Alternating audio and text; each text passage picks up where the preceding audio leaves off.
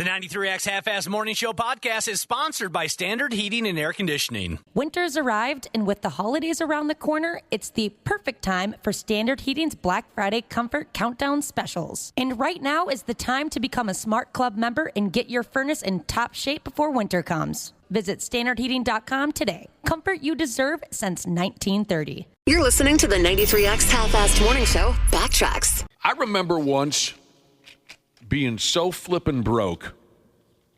This is back when my brother and I were living together, fresh out of high school. No money, no one to turn to.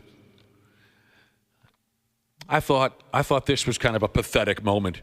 And obviously there are people who are real deal beyond poverty. You know what I'm saying? I'm not trying to make light of people who are real broke. I'm just trying to share a comedic story here about one time where I just did not have a pot to piss in. And sadly, the first thing I thought about, it wasn't food. It wasn't, how am I going to contribute to the bills? It was, I'm out of chewing tobacco. Mm-hmm. And I do not have the money for a single can of chew. And this was in 1990 when a can of chew was, $4.50, where now it's $12 or something. Yeah. So sadly, that was the first thing I thought of when I woke up. I thought, one of those bits where you reach into your pockets and all you do is pull out the linings. Mm-hmm. I don't have a dime, but I can't skip out on my chewing tobacco addiction, right? Mm-hmm. So my brother and I, being both of us at the time big chewers, we had a lot of empty cans of Copenhagen laying all over the house. We made furniture out of our empty cans of. We made a lamp out of our empty cans of Copenhagen. That's pretty cool. We had a lot of fun to be had back then. So I went around the house with my empty can of Kopi, and I was going into the garbage to grab empty cans and pouring just every little flake I could into my empty can. Let me go down to the basement and see if there's any laying around. And there always was, because my brother and I were kind of sloppy back in those days. Pouring little flakes of Copenhagen into my empty can until I could maybe get a full dip.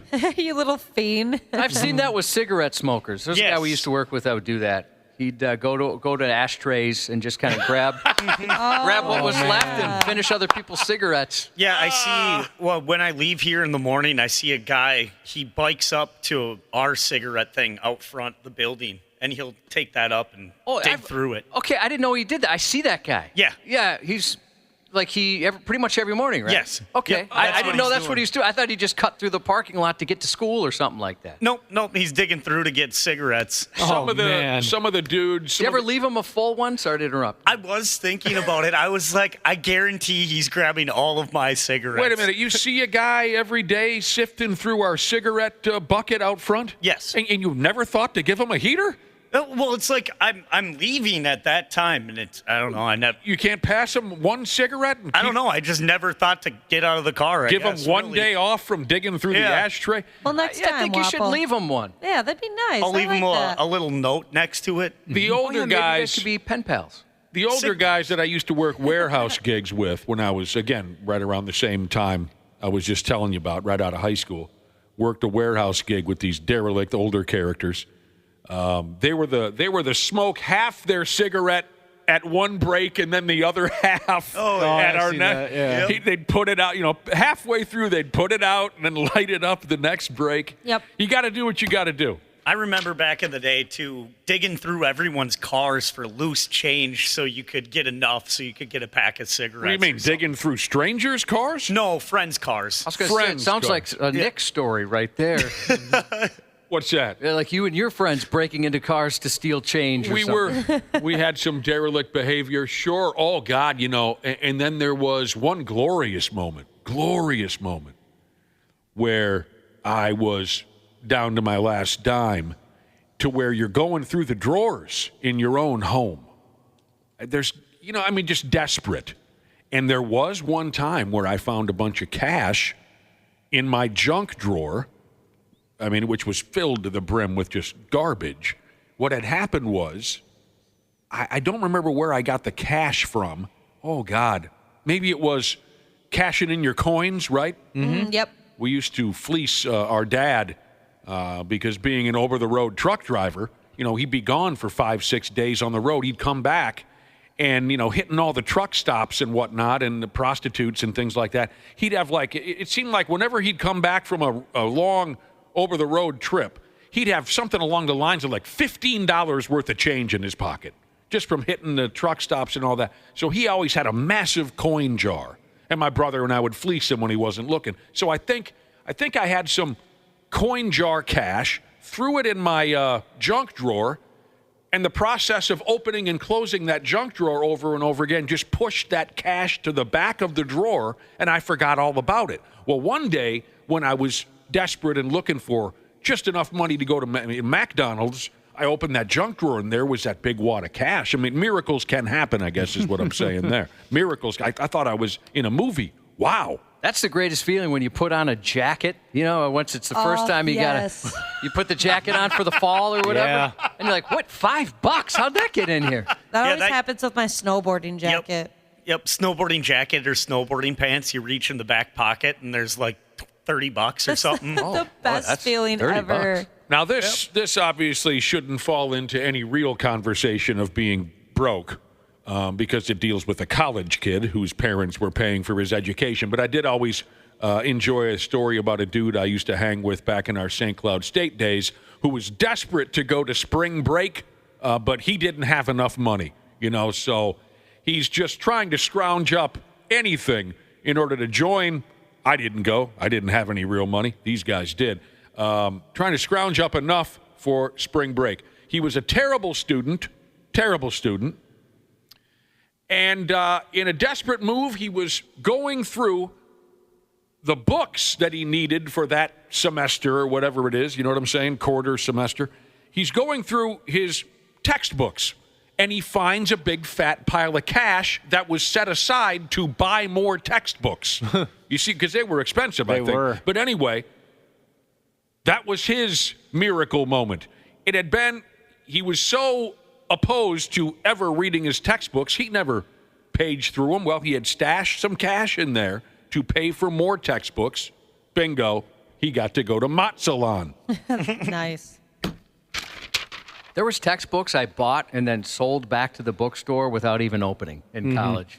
And you spend $150 on it, and they're like, well, you can sell it back at the end of the semester. And then you go to sell it back, they're like, we'll give you $12. That's pretty much how it went, Oh, right? thank you. They do. You're right. They did. That was part of the thing. Hey, you can sell it back. I thought it was a little suspicious that we had a college professor who he wrote his own textbook, and you had to buy it. Same here. Did you have to prove to him you purchased it? Yeah, I always thought that was sketchy, too, I thought that's a pretty good scam. Yeah, So it was a requirement for his class to buy the textbook that he wrote. Yep.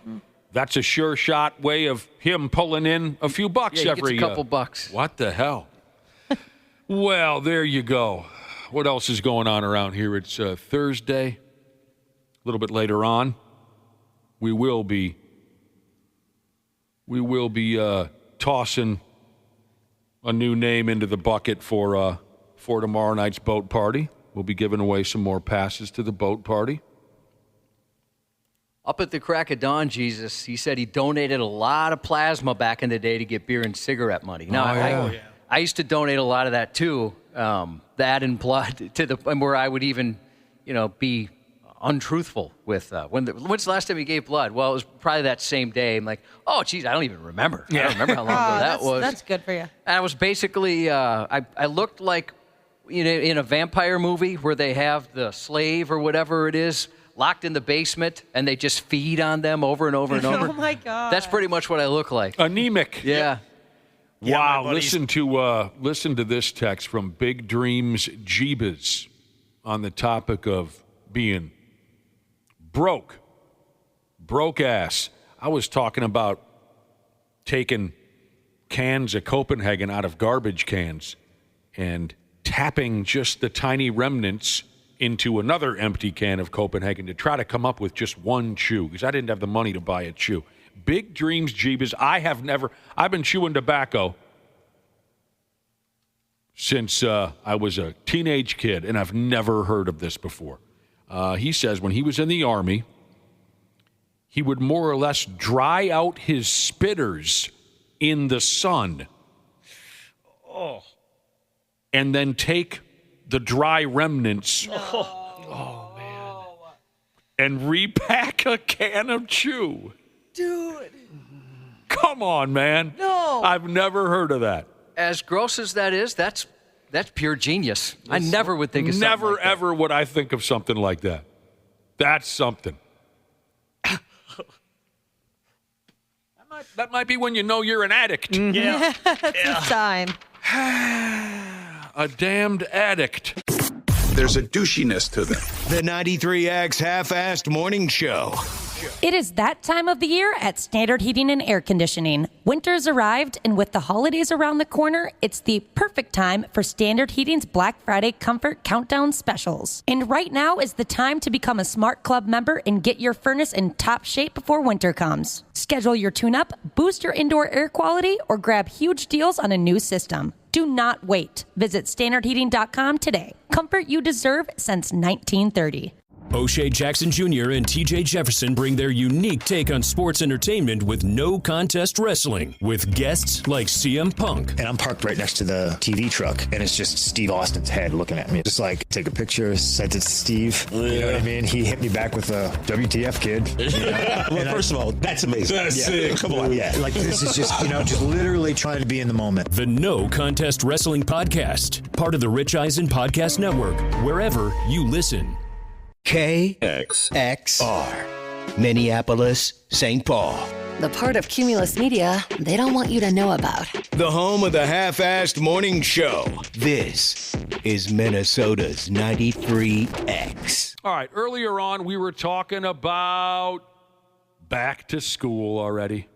I saw a headline yesterday, something about, hey, it's back to school season. I asked Josh, has he begun torturing his son, more importantly, my godson?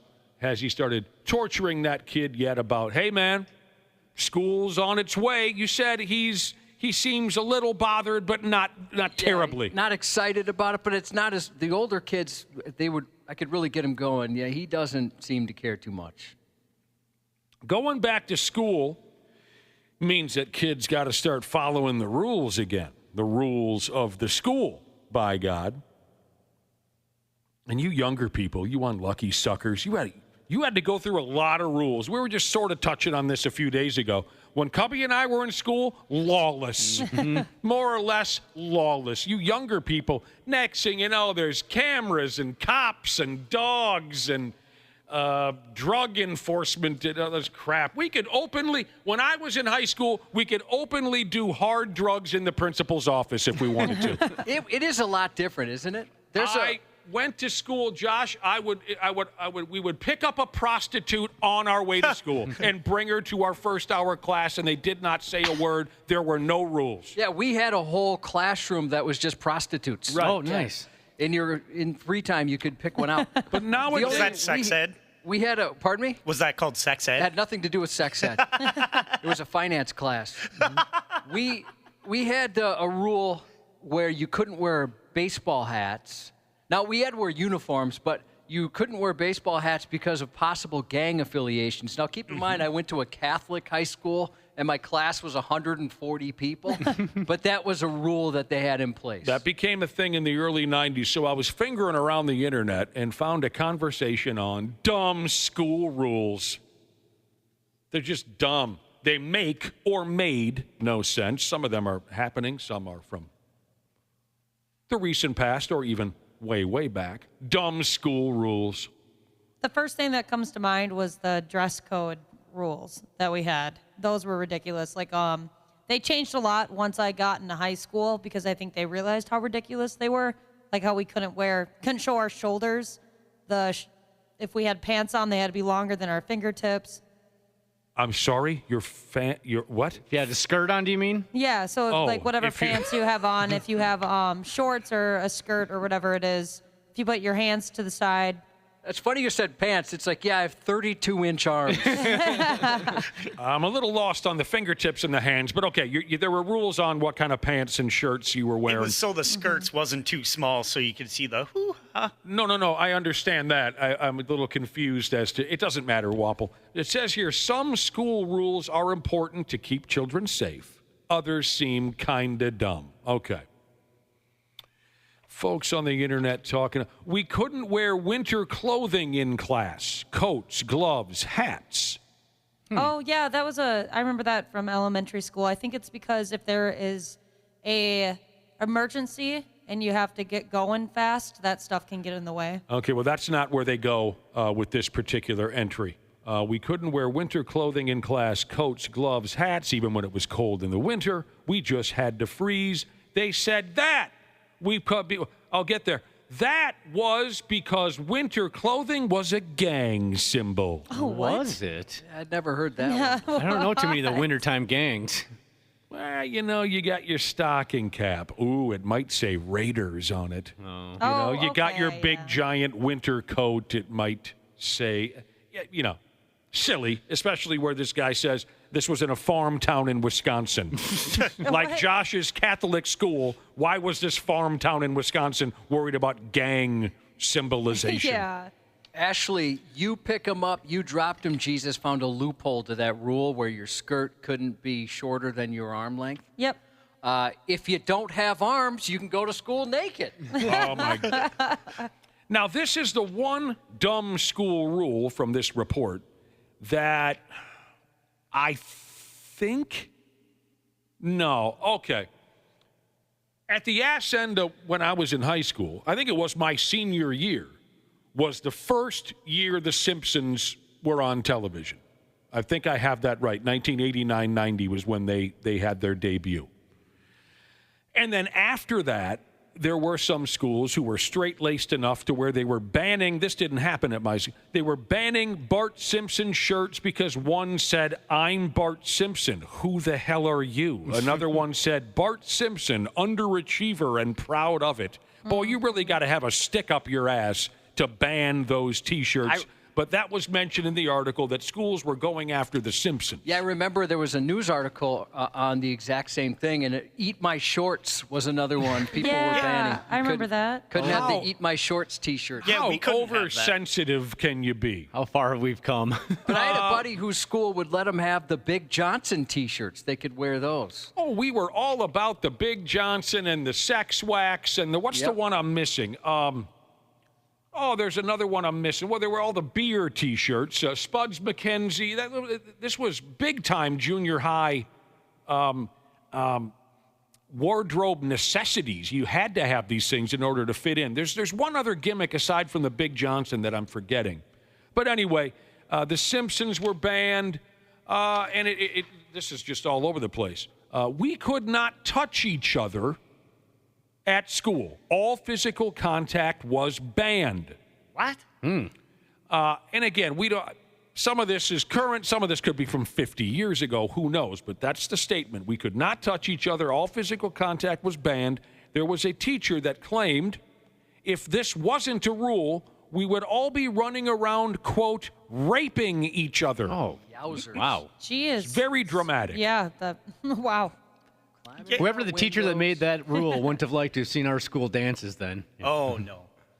It was always funny, though. Like, whenever someone had a shirt that you couldn't wear, they made you take it off and turn it inside out. So we always had, like, 5 kids that always had inside-out shirts. I got it. I was trying to think of the other gimmick famous in the 80s. Not Big Johnson, but the other. I just had it and I lost it. Co-ed naked? Yes, co-ed naked everything. Mm-hmm. Everything was co-ed naked volleyball, co-ed naked fly fishing. Oh, that stuff was huge. I had a teacher try to get me to take my Austin 316 shirt off because she said it was sacrilegious or worshiping the devil or something like that. Well, it is. But you There's went a to skull on the back. School. Yeah, I know. That's what I said. I'm like, you can't. It's not a church school. You can't tell me what to do. You really stood up to her? Yeah. You did not. No, you didn't. Yeah. The boys were not allowed to have doors on the bathroom stalls. What? Oh, we went through something like that because they were like boxing. I don't know. It's like slap fighting or something stupid and vaping in the bathrooms. Okay, well, in this particular case, from this report on dumb school rules, where people are talking about what they were and were not allowed to do, in this case, the boys didn't have doors on the crapper stalls because they said if there were doors, the boys would vandalize them. And yes, I'm sure we would have. Yeah. There was definitely a lot of bathroom vandalism at school. Grade. Then you had to get the key from the teacher after a while. They just wouldn't. They weren't open. Oh, that unlocked a different memory. Like elementary school, or even sometimes in middle schools, you had the bathroom pass. Oh, yeah. That the teacher would have, and it was always stupid stuff that was attached to it. Like an here's eraser? the world's biggest trophy, Yeah. or like a hockey stick. It's We had a like, Culligan jug attached to one of ours. Empty, of course. Here's more clothing-related rules from a school or two. Couldn't show your ass crack in the school, but the administration used the term back cleavage.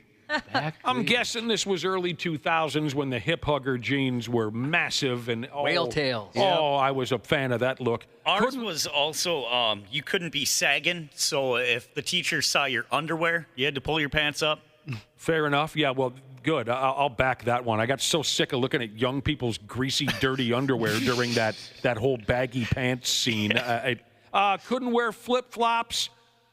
Who wants to guess? Why could you not wear flip-flops? Used as a weapon? Dude. Oh, wow. He's right. What Yeah, kind of those man hurt uses- getting slapped by those. I suppose I'm it would. sorry? It hurts getting slapped by those. Okay, go ahead. What do you mean? Well, there's got to be a story behind that. What do you mean? No, I grew up with brothers. Flip-flops were a good weapon. You made that statement as if we would all go, yes, they... Oh, Yeah. I figured, I don't know. I've seen also like in sitcoms that's usually like a mom's go-to is taking the sandal or the flip-flop off and beating them over the head with it. Clear or mesh backpacks only from first grade all the way through high school. Oh, wow. Wow. Yeah, of course, that must have been post-Columbine. Oh, this is a good. People are texting in on the "Make 7 Up Yours" T-shirt. I wanted one of those so bad. You like those? Yeah, I Never loved saw those those. commercials. Well, you're too young. One of my buddies had the Mountain Dew shirt that said "Mountain Dew me." Oh, yes, I remember those. Dude, that one just never, ever gets old, does it? We had to wear a safety vest as our bathroom pass in high school. That's fun. Now, of course, you look like kind of a jackass, but in the report here, this individual says, it always really grossed me out because I know those things were never washed properly. Oh. So some kid goes and takes a fat deuce in that safety vest. An hour later, you got to take a whiz bang, and he probably has... Oh, yeah. I didn't even think about that. no beverages, not even water. What? Yeah, we had that in middle school. We couldn't have anything in class with us. Yeah, we couldn't either. Oh, we could have water. We could have milk. Every That was damn thing. That was Milk. about it. Was that a common thing? I suppose the little pints of milk. Yeah, the little pints. So Yeah. you would go down to the cafeteria, you'd get pints of milk, and then everyone would chew and use it as a spitter. Oh, gosh. That's exactly how you do it, Wapple. I bet that smelled good at the end of the day. So here's the deal. No water, no beverages, including water, because a kid brought vodka in a water bottle to school. So they shut it all down. Ashley. Oh, did you do that? Oh, I did that plenty of times in high school. Oh, yeah. Oh, you would drink like during the day? Yeah. Wasn't that when you passed out and they had to carry you out or something? yeah, Waffle. That was a rough time of my life.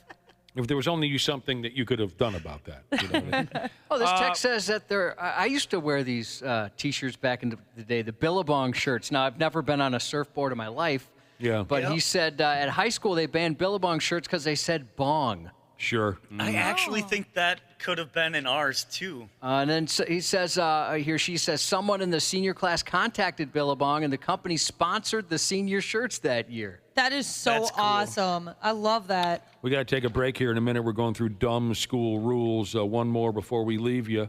Buses were not allowed to depart. Buses were not allowed to depart at the end of the school day until the flag on the flagpole outside the main entrance had been taken down and properly put away. If someone forgot, all the buses would sit there idling until the flag was dealt with. Oh, my God. So if, your one dorky classmate forgot it was his turn to take the flag down, for Christ almighty, you sit there in the friggin' school bus until the cows come home. We'll be right back with more on the program. Rules. Talking about rules, specifically the ones at your schoolhouse. Old ones, current ones. An article popped up on dumb school rules that make or made no sense, depending on when they were laid out. We've covered a little bit of everything so far. Oh, I had some texts here from our listening audience. Got in trouble at my Catholic school, says this listener, for using sun-in my hair. Oh, really? Wow. How could they prove that? Yeah. His orange hair, they told him, was no longer allowed because it wasn't a natural color. That's a new one. I used that once when I was a kid and had a big pile of hair on my head. Oh, my God, I came out looking like friggin' Bozo the Clown. Never used the sun-in. It was actually... I remember that being pretty popular, though. Oh, definitely. It was a hell of a deal. Here's a listener whose school made it so there were no sugar items in the vending machines. Ours did that, too. Yeah. God, you guys had such a lame school experience. Yeah, that sucked. No I think sugar. ours was like all sugar, Well, yeah. pretty much. Yeah, same here. We weren't allowed to go to ours during school hours. Yeah, they shut ours off. You guys sucked. Yeah, and then I know, right? they also switched everything from white bread to wheat bread. And then they also switched our French fries to sweet potato fries. Oh, that was a dark time. That was not good because the janitors got pissed off because everyone would throw them on the ground because they hated sweet potato fries. And then next year we got French fries. That's a hell of a story. Yeah. French fries. What was the other thing you said? Sweet potato fries? No. The other thing that got banned instead White of bread instead of white bread. No French fries, no white bread. What, do you want to live forever? Okay, so the dude had all the sugar at his school, or hers. All the sugar was removed from the vending machine. So just, I don't know, granola bars and sunflower seeds or whatever.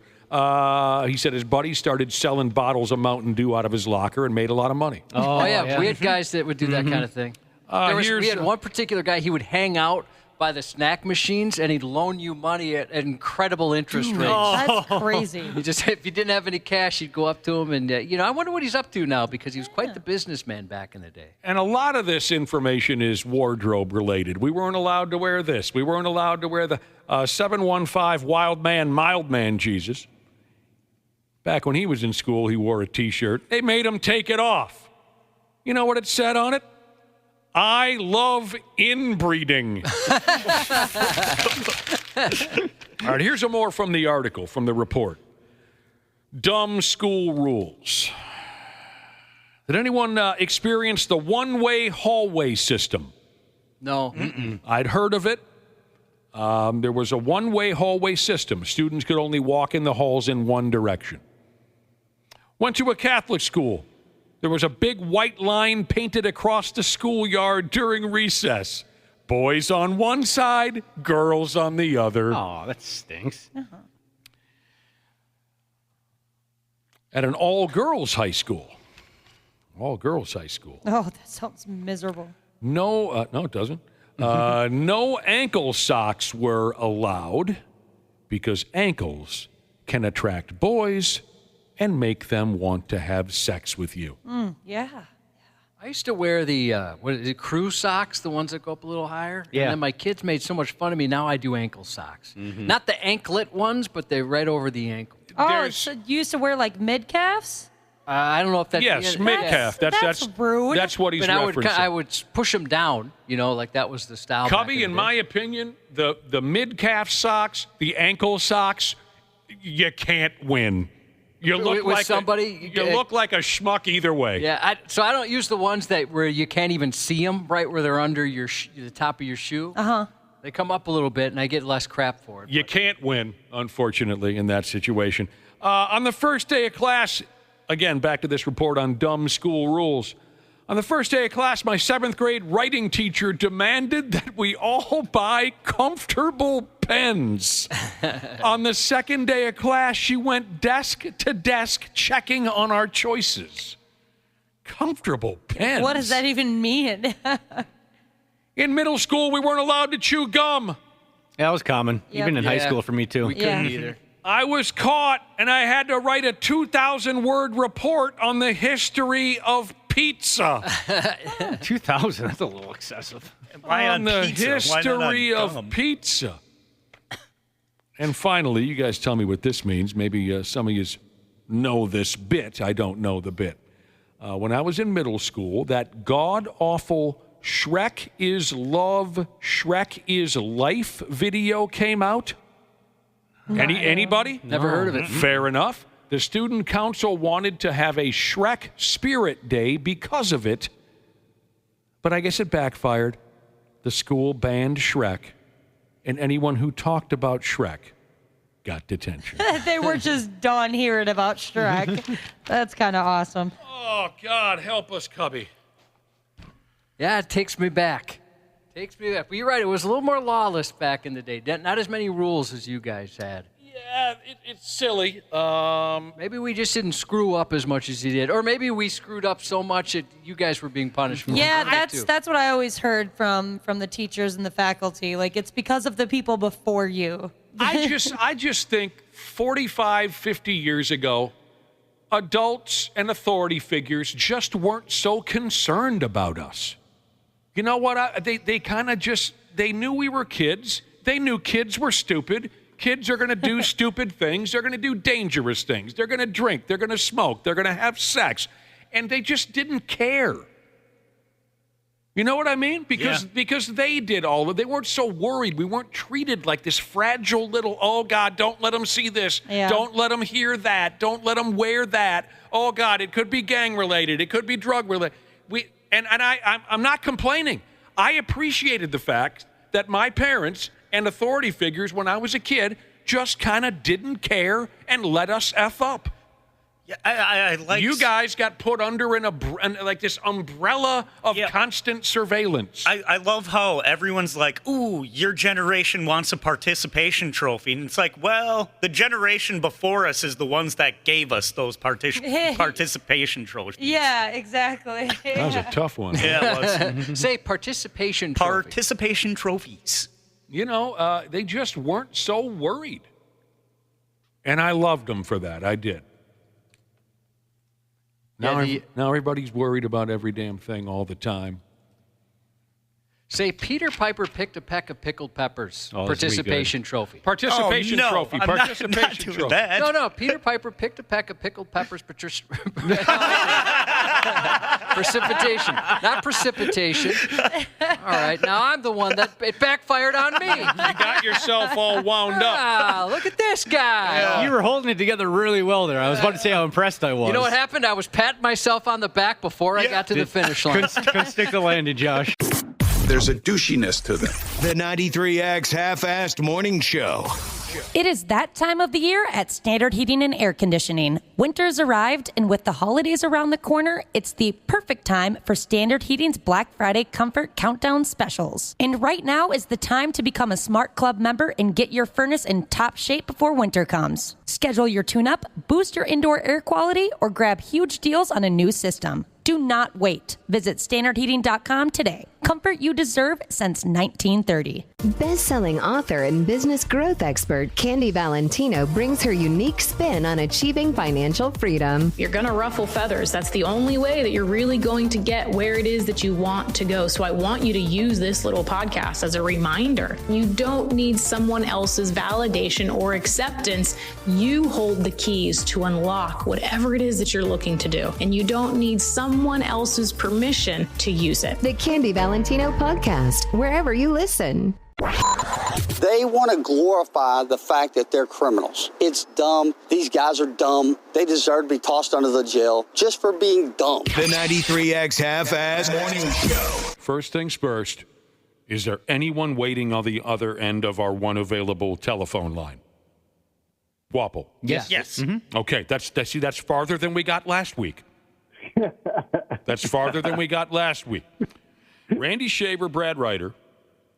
It's another edition of Who Dis? It's another edition of Who Dis. And Randy said, did you hear Randy? He went, okay. It sounds like you're not convinced that this is going to happen. Is Dana working? Present. Oh, God. Okay, well, then maybe we are going to be able to pull this off. Say if somebody's on the other end, that's a good start. Right. This is further than we got last week. Now, here's how this works. On the telephone line, we got a big shot somebody. We do. But you two, Randy and Brad, you don't know. You don't know who this is. So, through a series of yes or no questions, we're going to see how long it takes the two of you to solve the mystery. Only yes or no questions. We'll have you toggle back and forth. Randy Shaver, I think you've been the one who's started, and that's fine. We can continue that pattern. Only yes or no questions, and our mystery guest, Big Shot, will answer with only yes or no. Listeners can play along. This is the part that I enjoy. Listeners can play along and see if they can figure it out, too. So let's pull them in. Mystery guest, if you can hear us, say hello. Hello. All right. Randy Shaver, Who Dis? We're up and running. What's the first yes or no question you have on your mind? Are you Terry Ryan, former GM? Oh, my God. You stole my guess from last week. I knew it would go fast, but not that fast.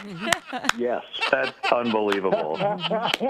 Terry, last week when this didn't work out, I thought it was you, and they denied up and down that it would have been you. So I think they went out and got you because I guessed you last week. Okay. Well, I'm here today. Terry Ryan, your popularity is off the charts. The first question was, are you Terry Ryan? Well, I got that one right. Yeah. Like Josh said, we had a feeling because of what Brad Ryder explained last week. He was ready to guess you before we even got started with this. But also, we have been talking about you a lot lately. Appreciate you coming on the show, Mr. Ryan. This is the first time we've had a chance to talk to you. Yeah, it's pleased to be on. I haven't talked to Randy in quite a while. Yeah, he's all old and retired now. Yeah, no. Terry, this is such a big weekend for you. It's such a big weekend for the Stelmasic family. What does it mean to you to go into the Twins Hall with Stelmasic? Yeah, it's unbelievable, Randy. I never expected this. I was with the Twins for 34 years as a player in the minor leagues, and then scouting director, and then GM for 18. And I guess longevity means something, but, I was with Rick Stelmasic he was there 33 years, and he and I coincided with our careers with the Twins, and he was in uniform, and I was in the front office, and it's ironic that we're both going in. We certainly had a lot of players that allowed us to get this selection into the Hall of Fame for the Twins. It's unbelievable for me going in with Carew and Killebrew and Herbeck and Puckett and those types of names. It's a phenomenal honor, and I can't tell you how much it means to me and my family, and I'm glad I'm going in with Rick. That's outstanding. Yeah, we're very happy for you. We're looking forward to, seeing how it plays out on Saturday. I mean, when you mention all the other names, it's got to be a great honor.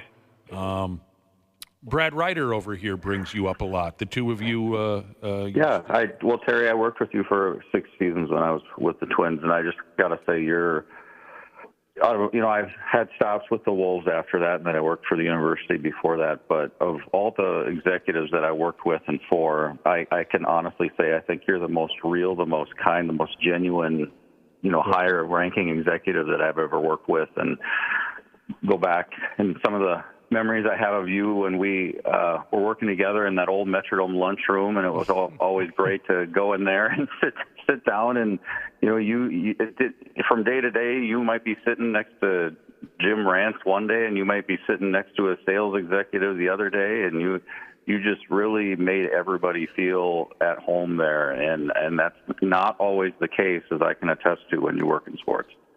I'm glad to hear you say that, Brad, because I thought it was always important that I got into that lunchroom with the people that are behind the scenes. And many of those people certainly were with the Twins for years and years.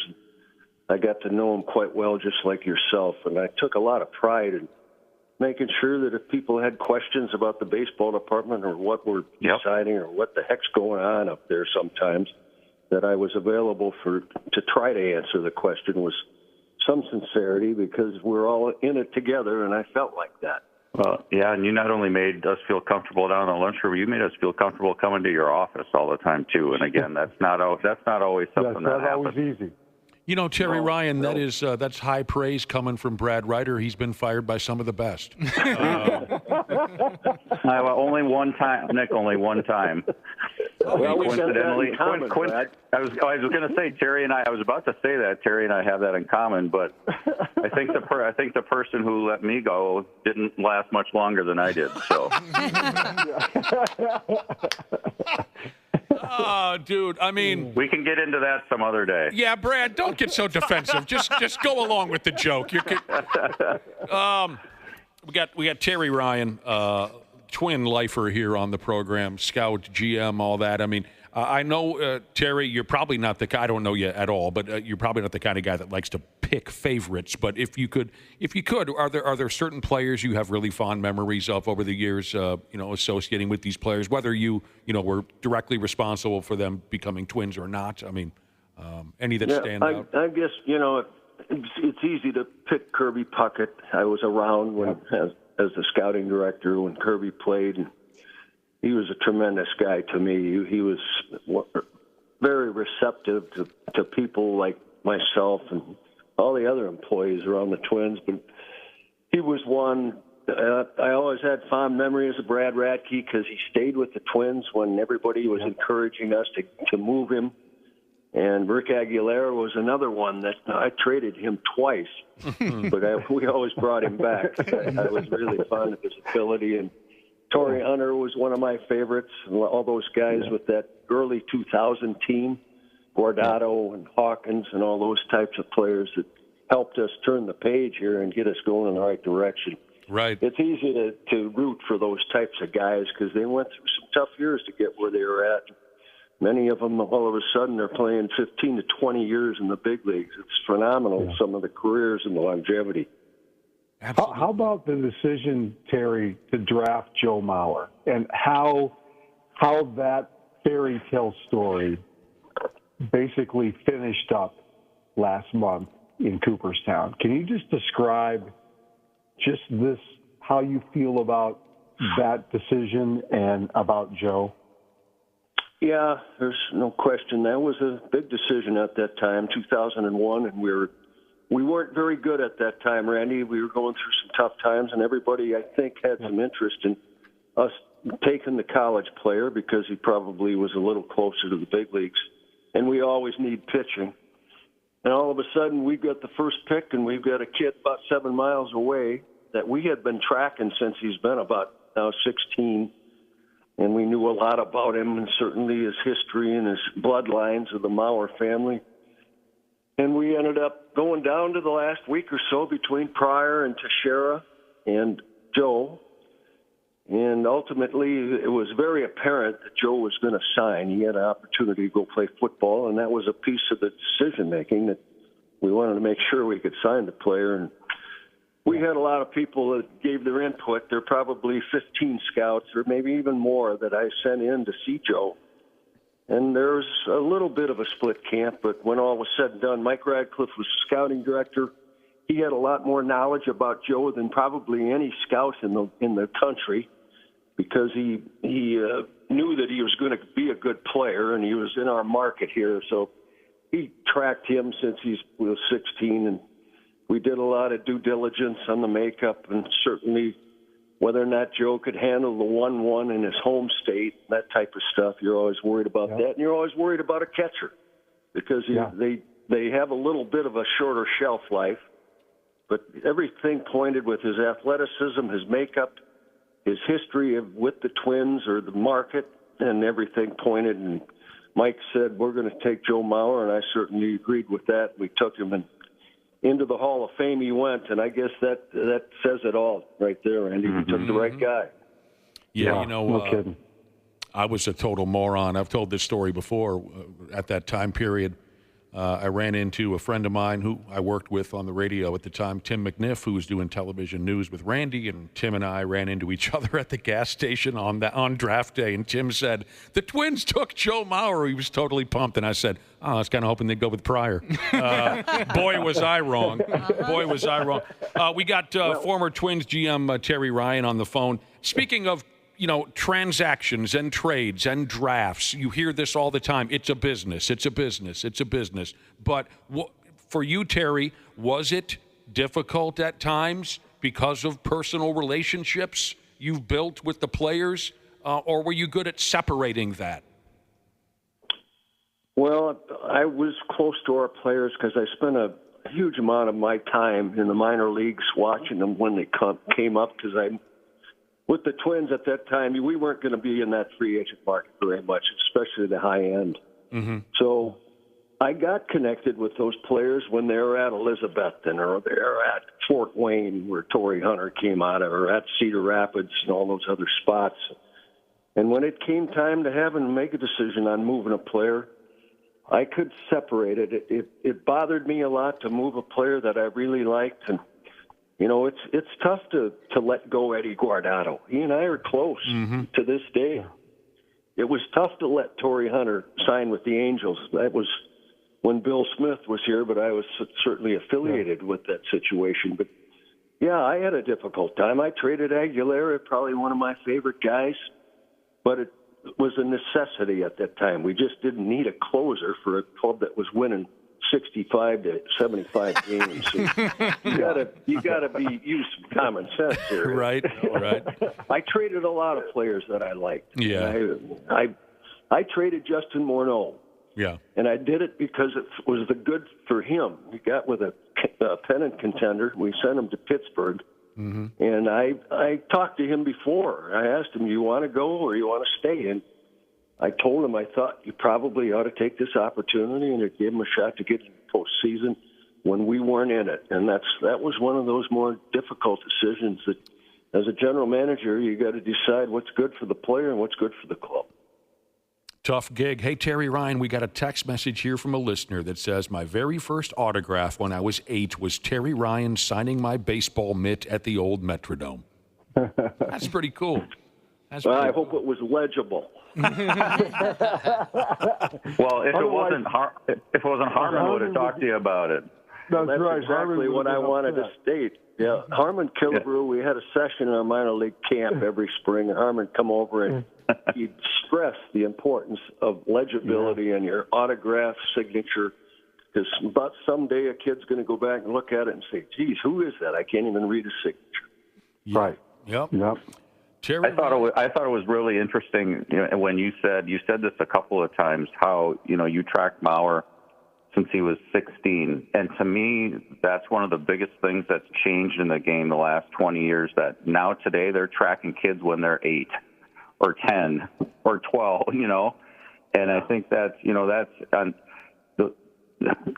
I think it's an unfortunate part of the game, but it's a real part of the game today that people are getting tracked. Kids are getting tracked so much younger than they ever were before. Yeah, Brad, you ought to go down to the Dominican Republic when you start tracking them when they are about 11 or 12.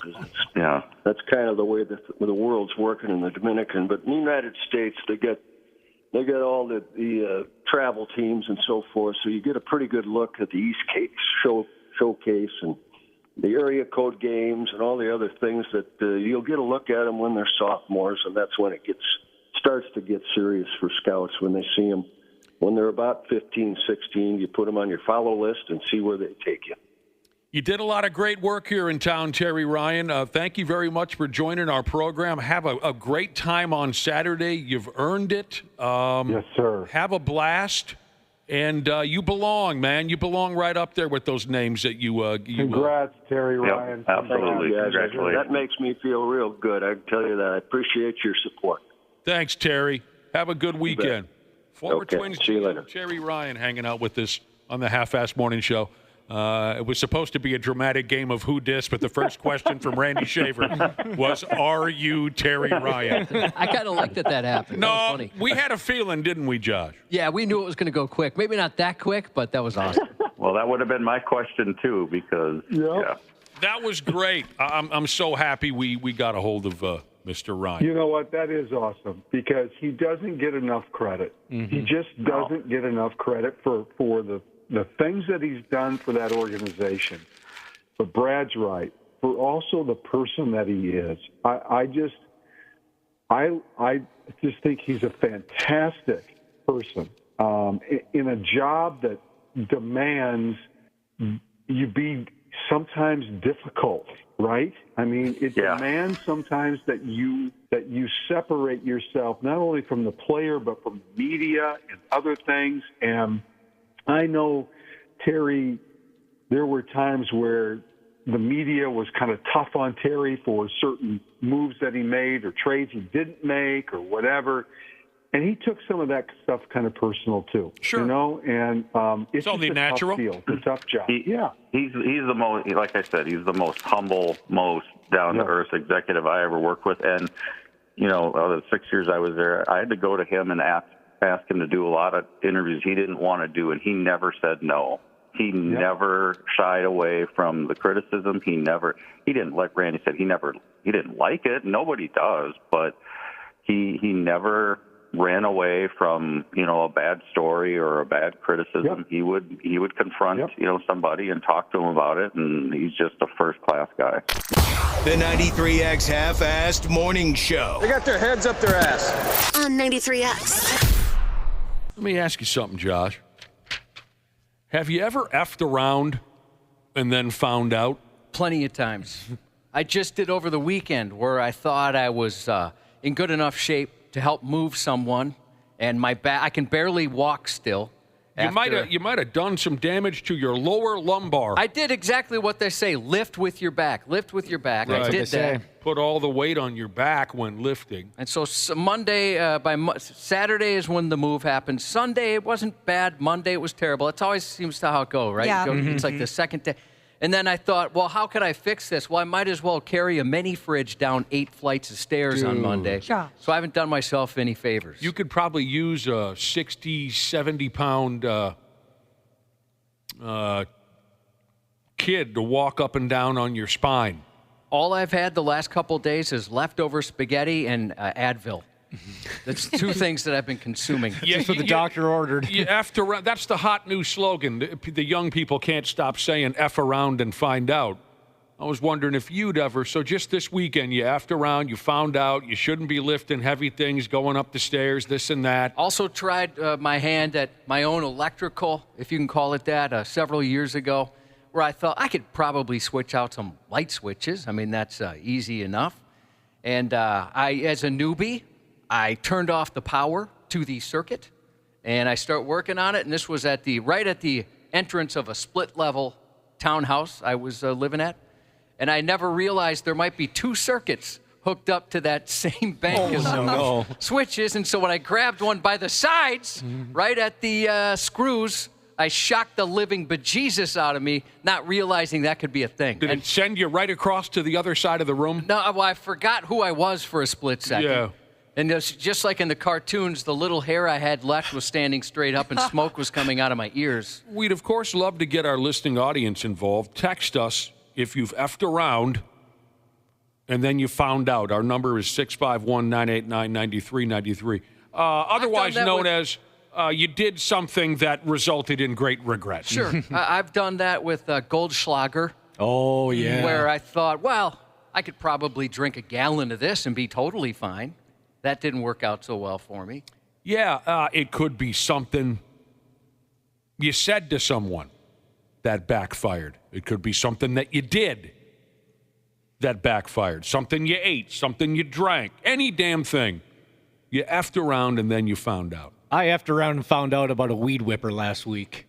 I haven't lived in a house since, I'm living in a house right now with my fiance, but until then, since I moved out of my parents' place, I've been living in apartments. So Sure. Haven't had to do any lawn care, that type of stuff. Now I have a yard. I got to help take care of it. So the weed whipper was out of like the string, whatever the stuff that spins around. Sure, again. Yeah. So I went to Home Depot. I got a new one. I'm like, hey, I found the thing I needed. I put it in. I'm feeling good about myself. I go and, kind of gun it a couple times. This thing shot across like a Yager slapper across a yard over like 50 miles an hour. Could have killed a small animal if I would have hit it. It just smashes against the house. Apparently, what I found out is that you should get the right brand weed whipper string for the type of weed whipper you have. You effed around and found out you're not built for yard work. Pretty much, yeah. So wait a minute. So I thought it was all pretty standard. What do you, is that? No. I've had weed whippers, and you just go and you get the stuff. You get the orange string, and you're good to go. I got a different kind, I guess. So I got a Ryobi one. We didn't have a Ryobi one or a weed whipper. Kenobi. So it didn't quite fit in there all the way. So the little socket wasn't completely shut, and that's why I just fired off across the yard at 1,000,000 miles an hour. It was like a IED. Yeah. Is that the word? Right? That would work. Yeah, it's like a bomb kind improvised of explosive device. There you go. That's what I was trying to go for. I used to landscape, and I remember thinking when I first started, the dude's like, all right, actually, no, this was lawn care, not landscaping. He's like, make sure you put on some eye protection when you weed whip. And I thought, okay, dude, yeah, I think I'll be okay. And I took a rock right to the eye. Dude, so now ouch. anytime I put on some those clear little work glasses, if I'm going to weed whip. I'm picturing a kid rolling by on a bike, sees you in the glasses. Nerd! Oh, man, that's fine. That hurt so bad, and I felt so stupid because I thought, okay, I got this, man. You weed whipped a rock into your own eye. Yeah, a little pebble right into my eye. Again, text us, 651-989-9393. Give us any example of when you effed around and found out. Big bearded Jared said he water skied Sunday with his little girl and still can hardly move his shoulders. Yeah, I've never water skied, but I'd imagine I'd have quite the death grip out of fear if I was going to try something like that. I was pretty friggin' good at that when we were young. Could you do the one ski? Drop the ski and go on another one? No, my buddies could. I never tried the one ski. Maybe I would have been brilliant at it, but I could do things. I could do friggin' things. Oh, you're the most athletic person ever. I bet you could do it first shot. I've never heard you say you weren't the best at something. What are we talking about? Anything. You've always said, I used to be the best at this, or I was the best Well, at I never tried it. The one ski. No, I'm saying water skiing. Yeah, I was the best. This person, isn't that what I said? Yes, that's what I just said. I was without a doubt the best. This person said, I effed around with a can of bug spray and a lighter and found out with a handful of blisters. Oh. You kept the bug in your hand when you lit it on fire? I think he's saying that the spray came back at him. Oh. Would that be something else if he just held on to the bug and lit it on fire? I don't know. The only one I can think of right now off the top of my head, me and my buddy. Here we go. When we moved into our house, we got these crappy bed frames from this big box store that you put together yourself that already sucks. And we got drunk. I think it took us about 8 hours to put it together. It was brutal. Do not get drunk and put together furniture. You know, it wasn't the worst thing in the world. But me and some pals effed around and found out that when you build a fish house in your garage, you can very easily make the mistake of building the house too big to get out of the garage. Oh, no. Ridiculous. That was it was a relatively easy fix. It was more hilarious than anything. But I will never forget, talking to my old man on the telephone. And he says, what are you boys up to? I said, well, we're building a fish house in the garage. And he said, don't build it too big to get out of the garage. And yeah, I said, we know. And I said, what? We're not that dumb. Because my dad made that same mistake when he was a younger guy. He built the fish house in the garage, and once it was time to punch it all together, they realized they couldn't get it. And I said, we're not going to make that friggin' mistake. We did.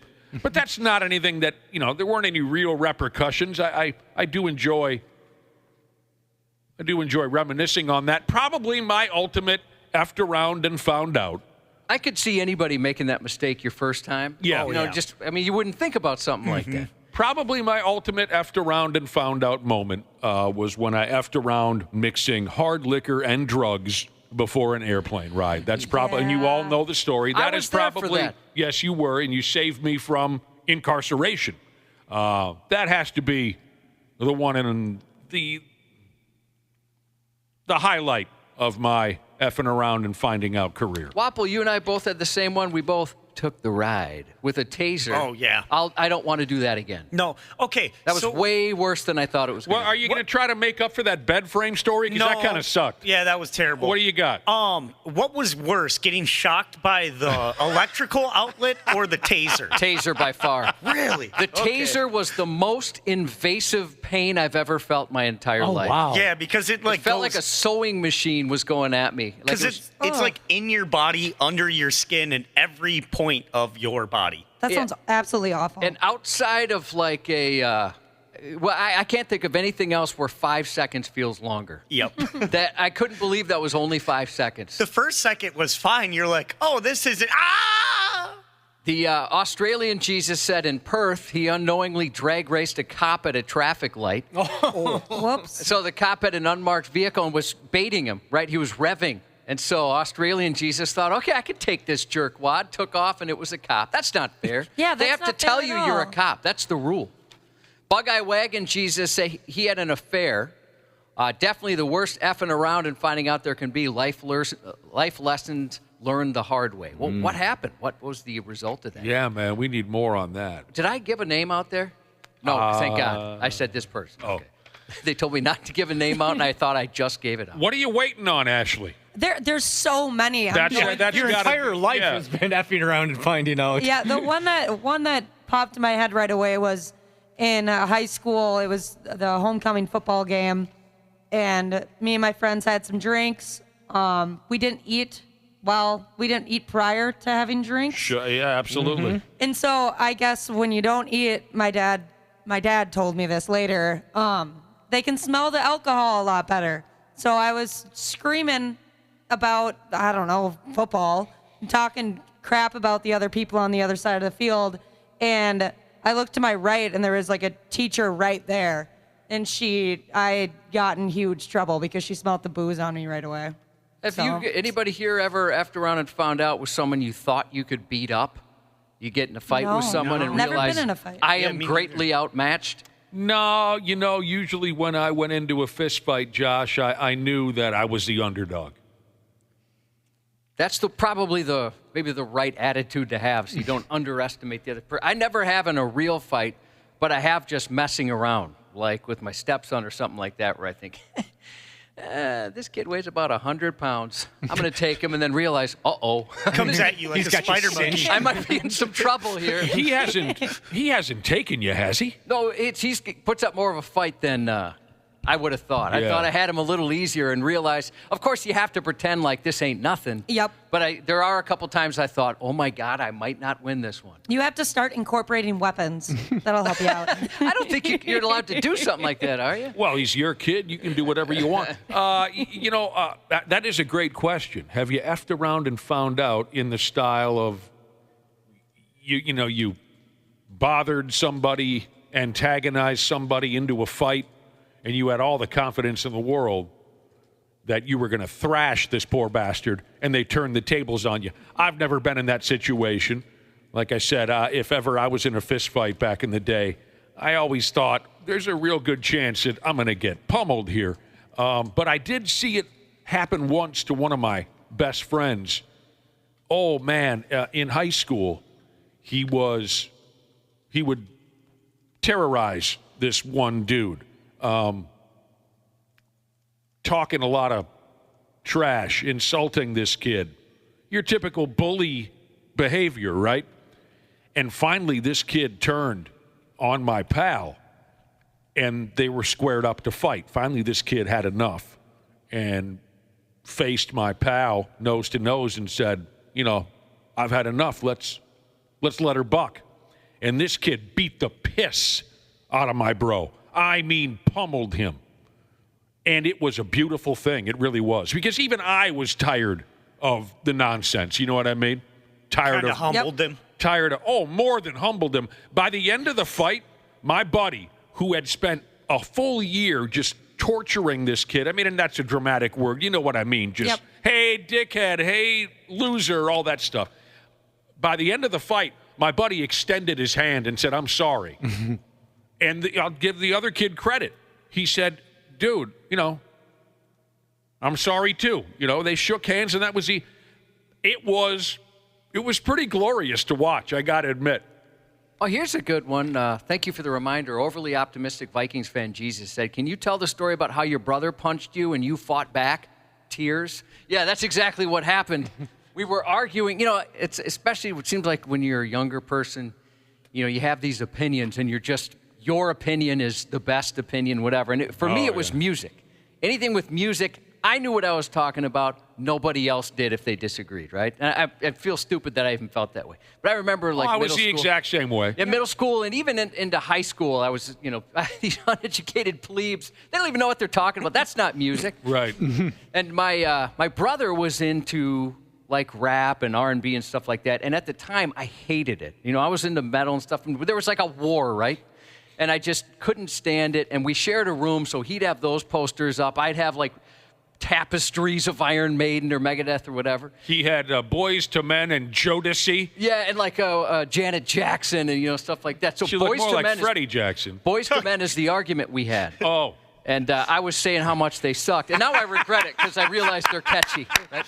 I regret I was telling them, and I was like, this is me effing around and finding out. I'm like, and we used to get in a lot of fights, but we never punched each other in the face, ever. Balls and face, they were off limits. And so I had said, hey, man, if you're so pissed, why don't you just hit me? Oh! Put my arms out and everything, like, bring it, thinking, you're not going to do anything. And he socked me right in the jaw. And I was so shocked, I couldn't believe it. And you're right, overly optimistic Vikings fan, Jesus. I almost cried. I was more out of shock that I couldn't believe a brother would punch a brother in the face. Never got him back for that one. I'm just biding my time. Yeah, there'll be a day. Right, he can still kick my ass even though he's younger at this point, but there'll become a time where I can get in there. Josh, back to your scenario about effing around and finding out about, getting in a fight with somebody who you think you can easily take. The only time I've ever really been in a fight, it wasn't really necessarily like a vicious fight, but my freshman year in St. Cloud State, we had a short-lived fight club type thing in the basement. One kid brought a couple pairs of boxing gloves. We'd go down, he'd challenge a guy, he'd swing away a little bit and be done. And then one kid challenged me. He was the smallest kid in the dorm, probably about 5'5". And, I'm over 6 feet. And I was kind of like, oh, okay, guy. All right, yeah, sure. I'll go a couple rounds with you, spar a little bit, but I'm not, I don't want to hurt you type of thing. We tapped gloves. Next thing I know, I am being helped off the ground after getting knocked smooth out. Oh, no. That's kind of awesome. Turns out the kid was like a MMA, jiu-jitsu, every type of combat sport expert and had been training his whole life. Everybody knows how to fight now. And he knocked my ass out cold. This person said the biggest F around and find out is don't mess with a guy with cauliflower ear. Yeah, I would watch that too. Uh-huh. Yep.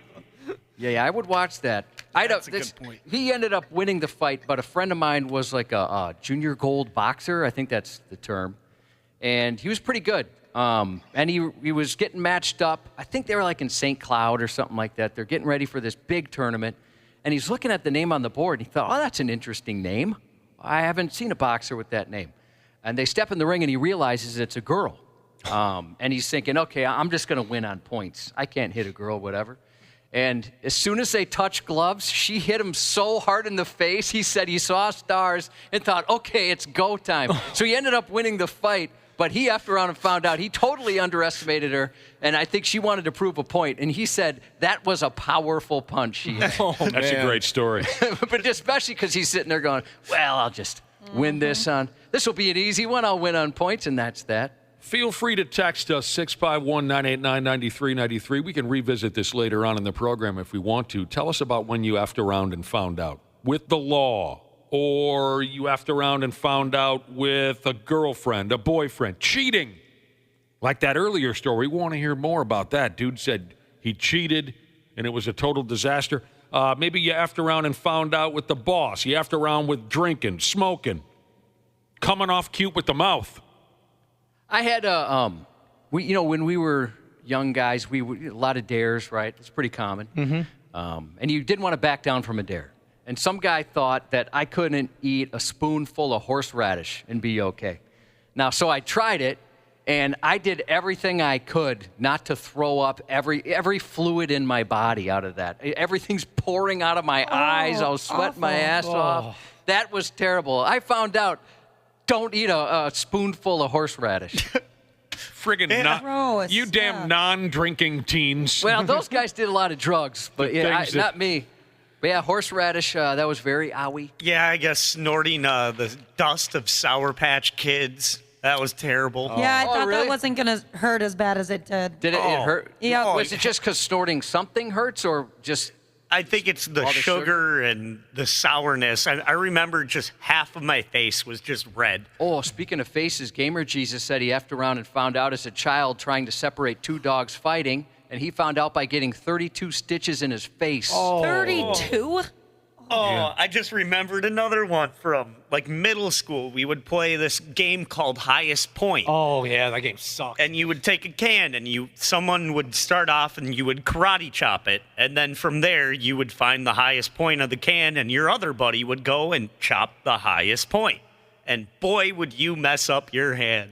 Why do dudes like to hurt themselves so much? Because we're friggin' hard-ons that want to try and prove how tough we are. Yep. It's just like the old games of Bloody Knuckles. And what was that knife game? Oh, yeah. Five-finger fillet. Whatever That's it was. what you called it in Red Dead Redemption. I forgot what we called it. We called it something different, too. Yeah, I don't remember what it was called in my neighborhood, but the spread your fingers out with the knife gimmick is stupid.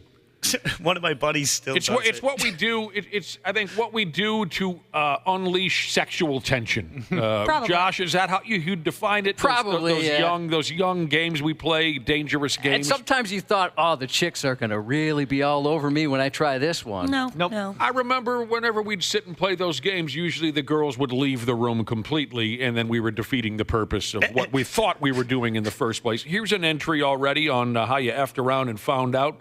I found out that nearly incapable of getting pregnant does not equal incapable of getting pregnant. No. Job hopping Jesus. I'd love more information on this. She texted and said, as a fifth grader who didn't take it seriously, I was threatened by the Secret Service. Oh, wow. I'm sorry. This is vertically challenged Jesus.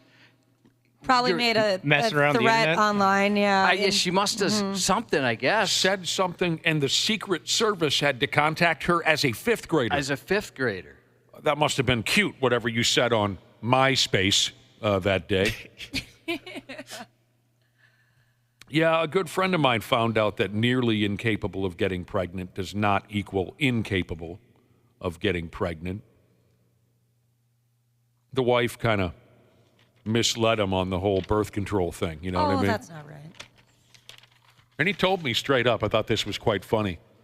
When his final child was born, that he thought they were done. Right? He thought they were done.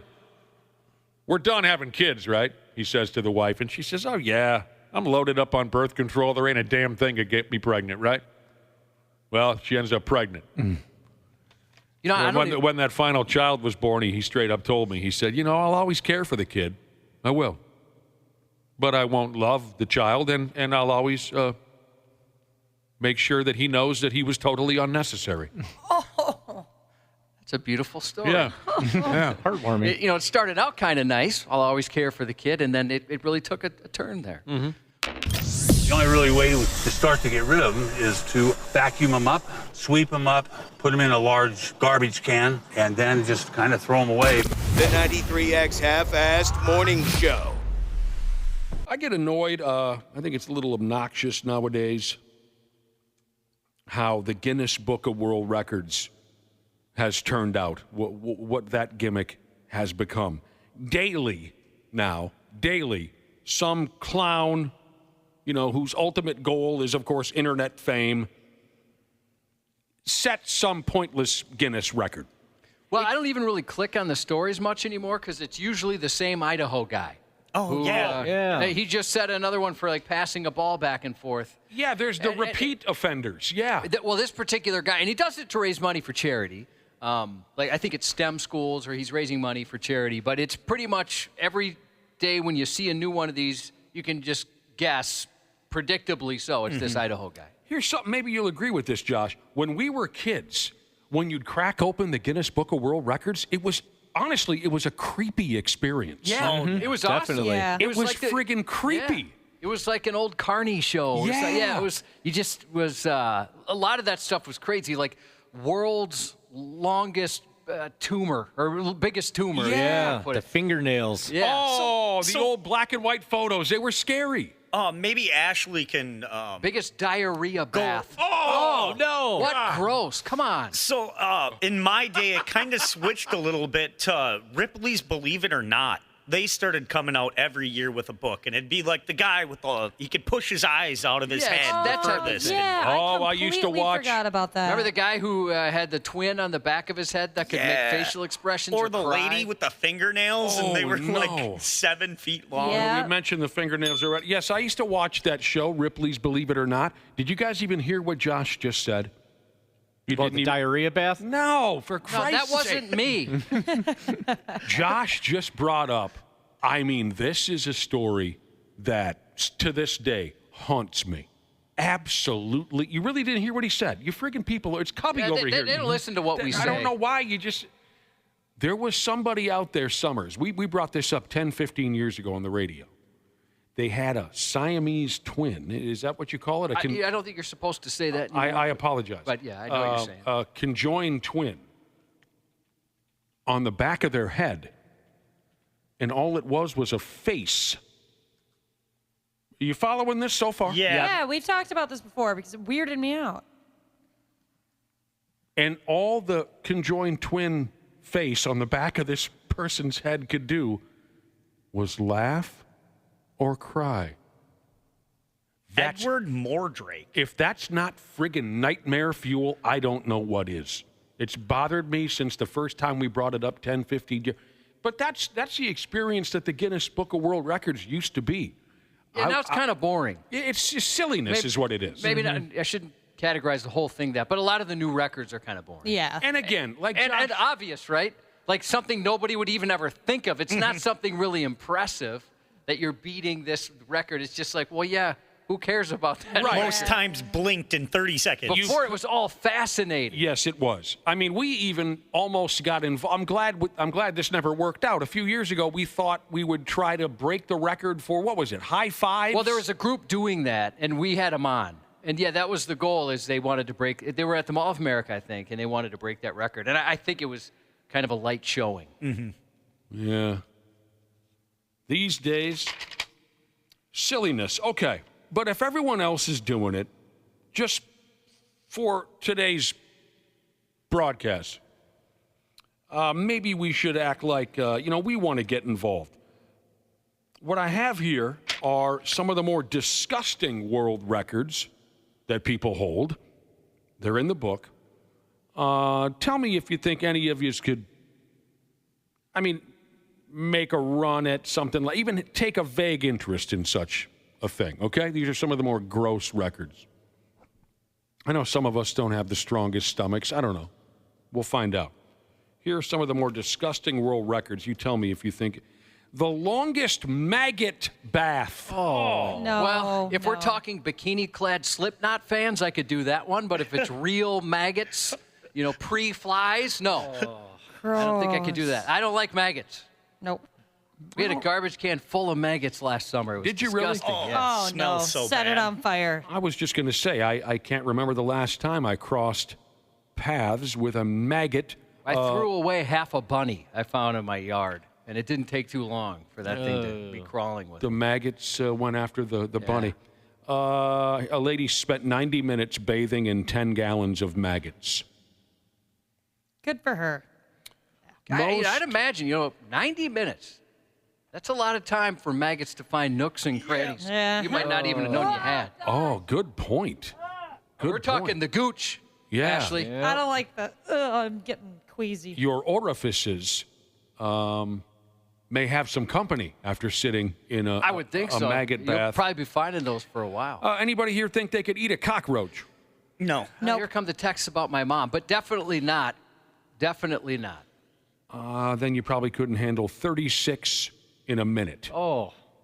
Found one in my garage yesterday, and I had Lindahl put my house up for sale. Oh, like the It was a big real one. size one? Yeah. Oh, no, that's scary. It was a big one. Could you hold Praying a for you. rattlesnake in your yapper? Yes. You really think you can I think so, yeah. But as long as the snake consented.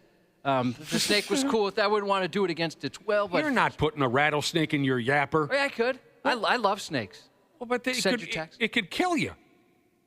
Well, I mean, I forgot about that part. Yeah, I mean, I guess I'm assuming they're taking out the venom or whatever a rattlesnake kills you with. I don't know that. But a dude held 13 full-grown rattlesnakes in his big old yap for 10 seconds. 1,000, 2, 1,000. I don't think I could fit 13 in there. Go ahead, send your text. I honestly, I don't think that's a lot of rattlesnakes. It must have been tiny. Maybe I've found one that's doable. And this is actually in the book, the Guinness Book of World Records. Most prolonged fart. This topic just came up. Ah, shoot. I think I was listening to a radio station and some guy was talking about it. This is tough for me to believe it lasted this long. All right. A guy from England, and this is how they put it in the story, held his brown note. Is that like a new social media way to say fart? I've never heard that one. Okay. He held on to one brown note. Okay, this never happened. See, that's what I'm saying. I thought the guy that I heard talk about, I thought he made it up, and so I Googled it. I'm like, no way. There's not a chance that this happened. I thought, Josh, I didn't pre-read much of this. Oh, okay. Well, yeah, I don't. This is tough for me to believe. I didn't pre-read most of how did I just say it? Most of this. I did not. I looked at some of the headlines. I didn't read a lot of the details. My bad. All I saw was 42 seconds. But the record for most prolonged fart is 2 minutes and 42 seconds. No. I am not a third grader. I'm not going to believe anything that you tell me. This did not happen. There are pop songs that are 2 minutes and 42 seconds. Uh-huh.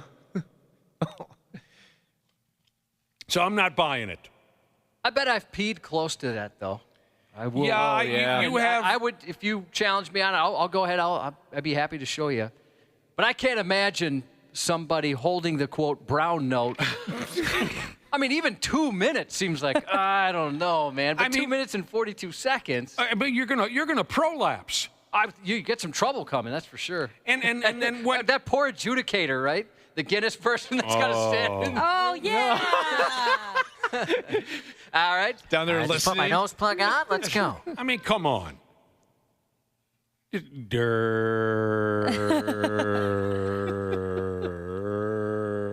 No, it never happened for 2 minutes. Especially when you compare it to the world's longest burp. Aren't they very similar?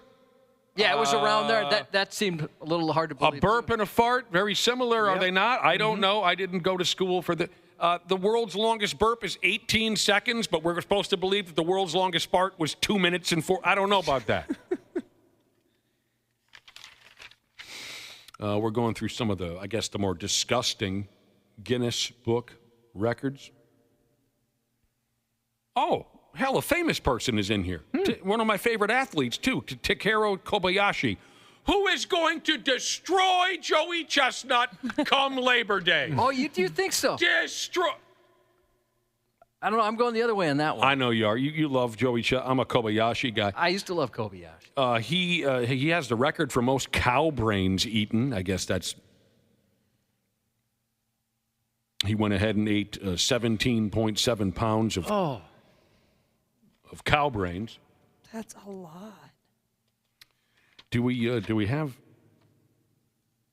Is it okay if we talk about the world's longest ejaculation? I kind of want to talk about it. I kind of want to beat this record. We finally found one. Okay. My original goal was maybe we can find something to get involved in that one of us could make a run at. Josh, you're our guy. We believe in you. You're our only hope. 18 feet. That guy's been backed up a while. Wow. Fire hose. Oh my gosh. I imagine that's got to have some power behind it. Yeah. 18 feet. So I'm imagining if it was like a normal situation. Oh my gosh, that would be insane. What do you mean by normal situation? Like having sex with someone? Yeah, Well, yeah, versus what? Like versus what? Like him versus just measuring it. Yeah, him just measuring it, because I imagine like an 18-foot finish wouldn't be that pleasant to receive as a woman. You get bruised? Yeah, exactly. Well, I mean, if we did this on stage, I could hit the second row. No problem. She was an 18-footer. Oh my God. Crazy. And the guy's name is Horst. No way. Horst Schultz is the record. He sounds like a German. Horst Schultz. Yeah, I want to know how long he had to save that up for. I don't know. You really want to know that? Yeah. If that had anything to do with that, or that's just a daily occurrence. What he did for his prep work to build it up. Yeah. Where did he end up when it was over? Was he 6 foot? Did he? You see where I'm going with that? Blasted through a wall. Did he go 6 feet backwards? I'd like to know, like, when he's at a gathering of Guinness World Records holders, how do they look at him? Like, are they impressed or like, oh, for God's sake, this I'd be guy's scared here. of that guy. Everyone's got name tags with what they did for the world record. You got the world's tallest man. Yeah. Dude, The world's strongest man. world's strongest. The guy with the longest fingernails. The guy with the biggest tumor. Whatever. Guys who earned it. They earned it. They look over and go, what the hell is this guy doing here? He's here again. He came to the meeting again. I'd also like to know the exit velocity. Maybe now we're overthinking this thing. The analytics. But I mean, 18 feet. I don't know. That's bigger than this. We're in a large room here. Maybe it's 18 feet from side to side. Do we have a tape measure somewhere? Picture the poor guy from Guinness in like a hazmat suit and a tape measure, measuring it out. I think you're right, Josh. At the Guinness Book of World Records, their Christmas party. The dude with the 18-foot money shot and the dude with the 2-minute and 42-second fart, they sit at their own table. They do. No one wants to get any on them. So wait, how did your girlfriend die? Well, let me tell you. Mm-hmm. There's also a. Oh, okay. Oh, anyone could do this. Okay. It would take some time. The largest nose hair collection. We're not talking about growing one giant. We're talking about you just collect your nose hairs, okay? Didn't Josh, you say you have a lot of ear hair? I do.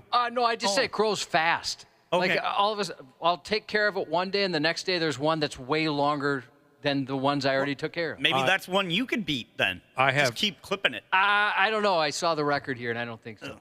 I have ear hair problems. And I'm not just talking about in the ear. I'm talking about on the ear. Oh, everywhere. Yeah, that's where I get it, on ear. On the ears. Like an earlobe thing. This guy, largest, oh God, I'm sorry, we're running late. The guy with the largest nose hair collection, he started snipping his nose hairs. I just did that a couple days ago.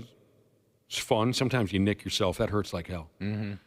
So I got to get a device made for it. No, see, I bought one of those. I bought one of those. It was garbage. I can't. It hurt like a bastard, and it didn't work. So mine works well. I threw it out a window. I was so pissed off. I was so excited to get an automatic nose hair tearer outer. Right?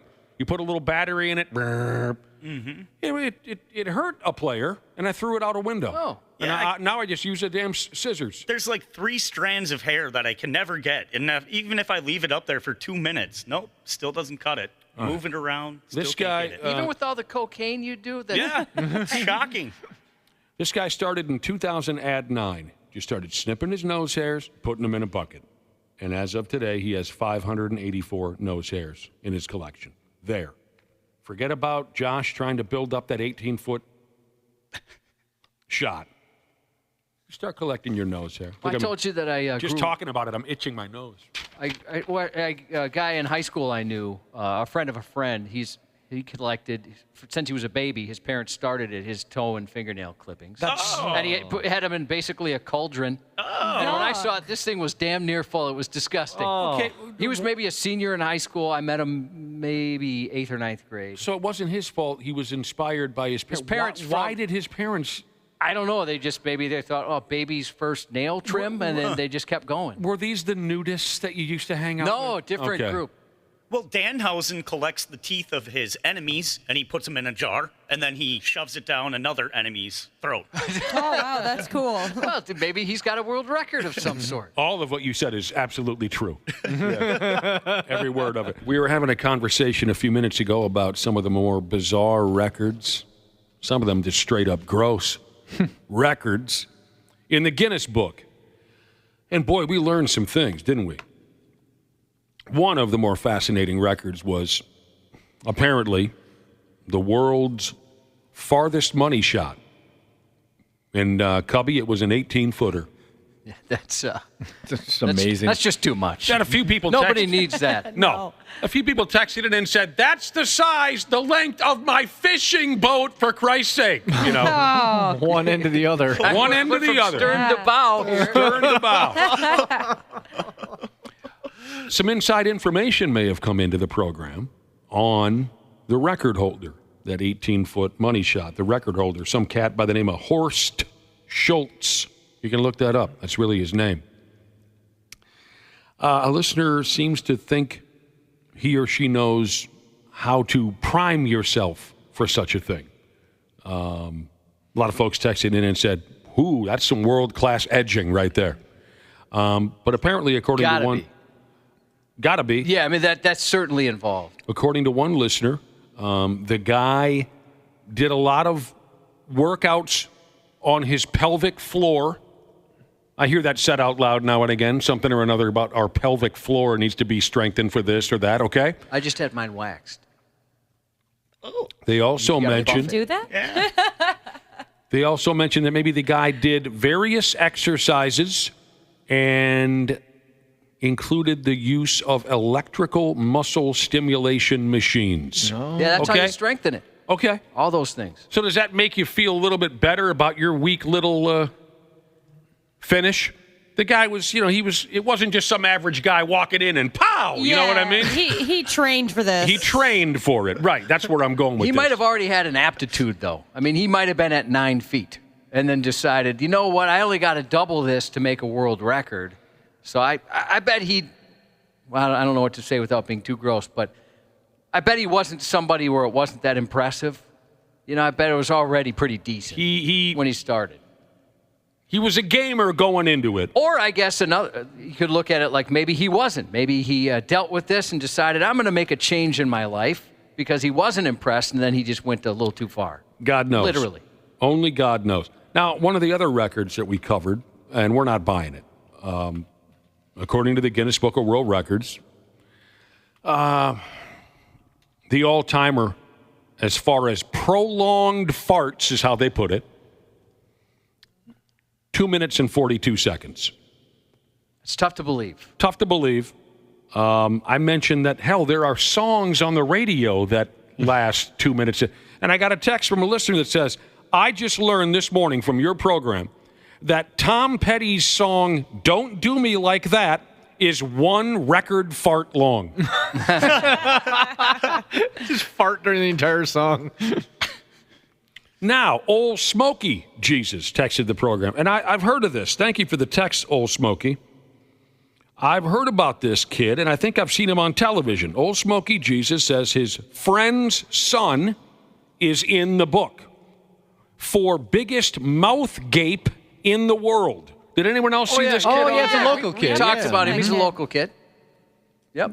There you go. Mouth gape. Your friendly neighborhood garbage man also texted. Now, we didn't have this. I don't think I saw this in the article we were covering about Guinness World Records.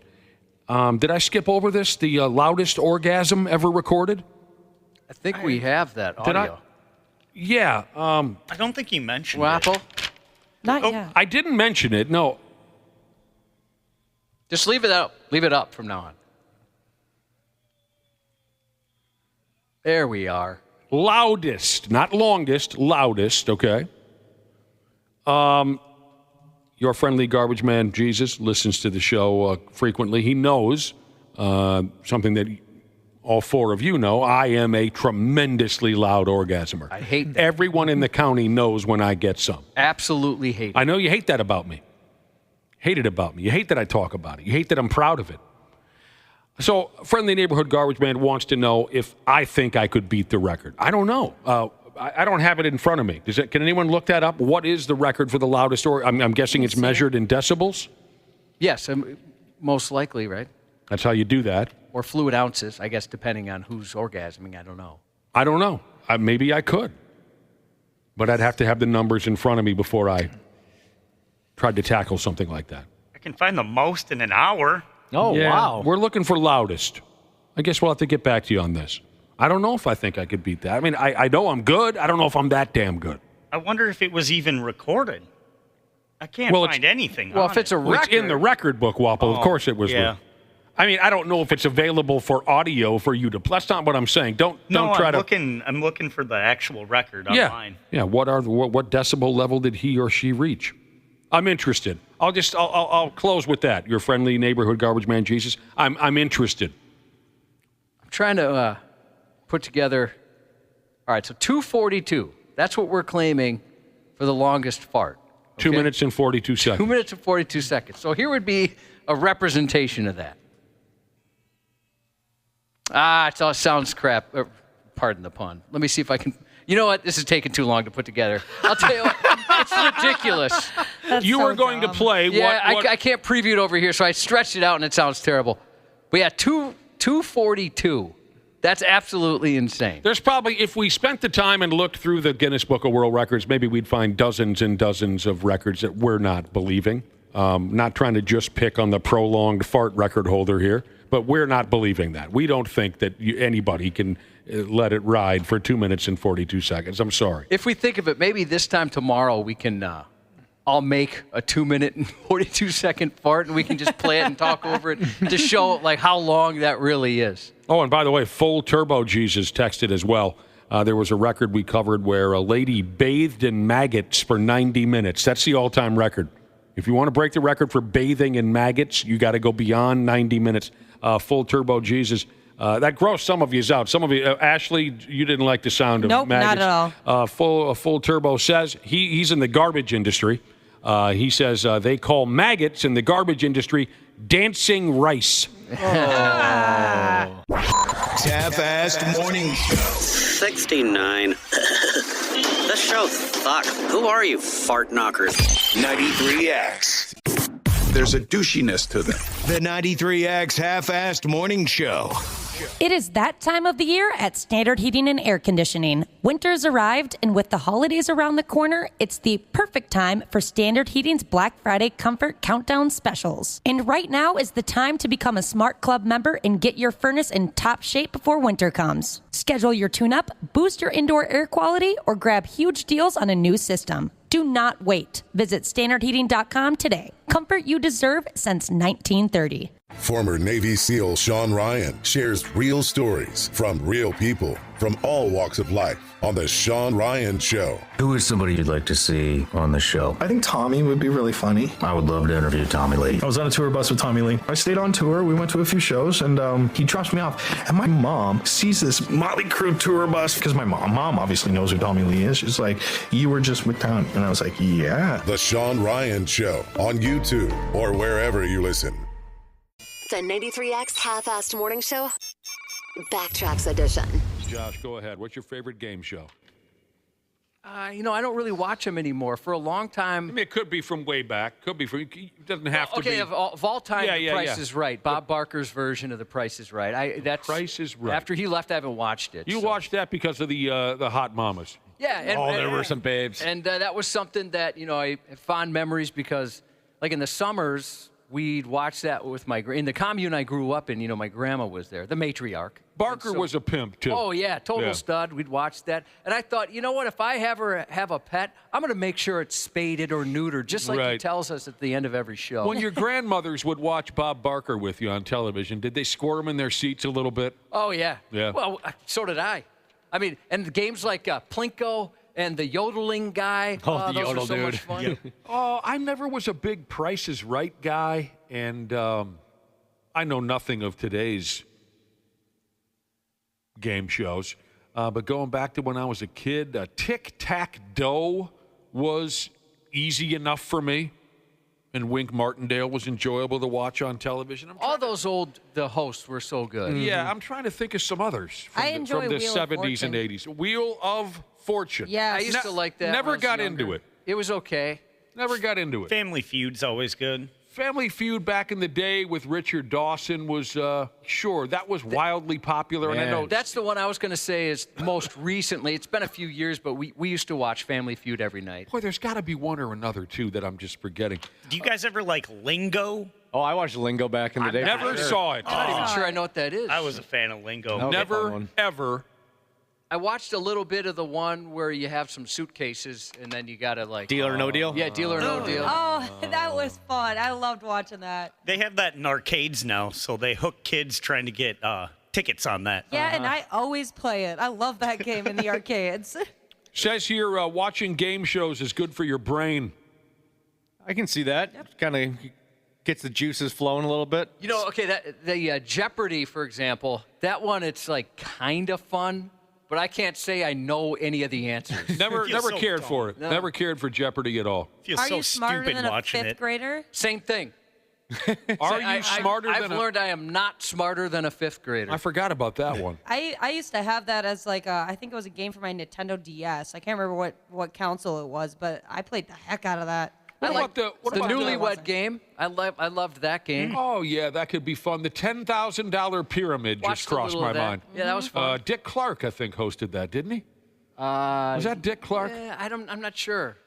What about Hollywood Squares? I watched the heck out of that I one. never cared for that one either. Oh, really? Yeah, even though as much as I loved What's His Nuts, who was so funny. The guy in the middle? Paul Lind.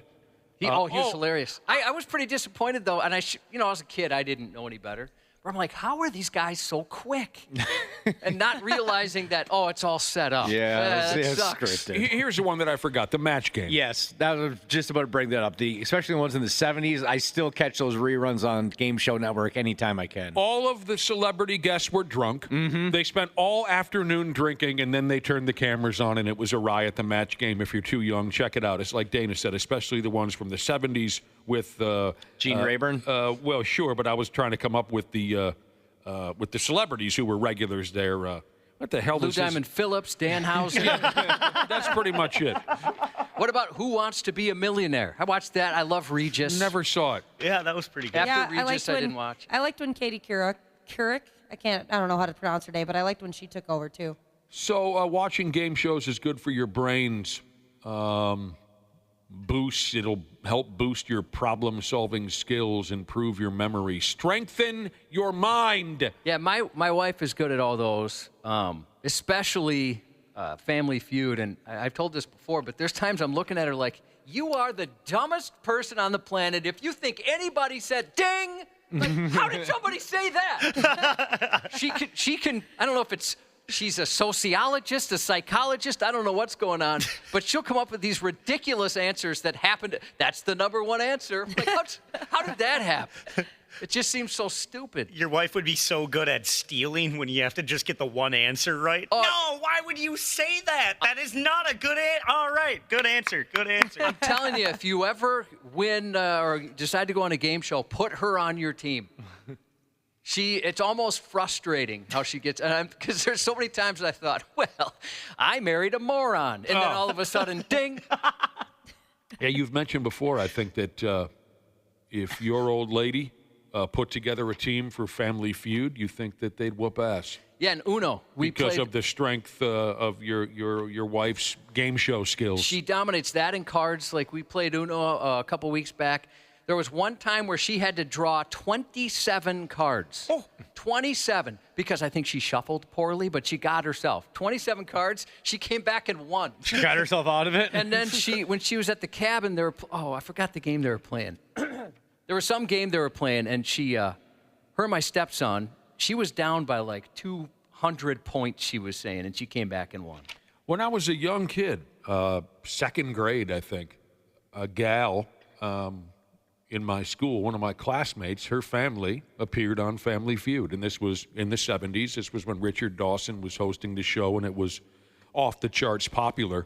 Gosh, what a time to be on that show. Oh, yeah. When I found out that my classmate's family was going to be on Family Feud, I was just convinced that they were the Osmonds. You know what I mean? I was convinced that they were the especially back then. They were the most important family in all of America. And then being a stupid little kid, when the day comes where, don't miss it, Thursday's the day that my family's going to be on Family Feud, I was completely thrown by the fact that my classmate wasn't part of the show. You know what I mean? Wasn't on the panel. It didn't dawn on me that she's a friggin' second grader. And, I thought for sure I was going to see her up here. This is Mom, Dad, Uncle Donnie, Aunt Missy, and here's me. I don't know. I assumed a second grader would be put on the show, but obviously she was not. Real Dirt Nasty Jesus said, what about American Gladiators? Would you consider that a game show? No. I guess I don't know. That wasn't a game show. I watched that. What about Double Dare? Oh, Never I loved saw Double it. Dare back in the day. Cool. Yeah, that was cool. Mm-hmm. Yeah, a lot we of had, fun on one of my Nickelodeon. neighbors had cable, and that's something we'd watch over there. So here you go. It's good for your brains, including, like I already mentioned, your problem-solving skills, but also good for your mental health. It lends a bit of comfort as well, emotionally. Game shows are good for you.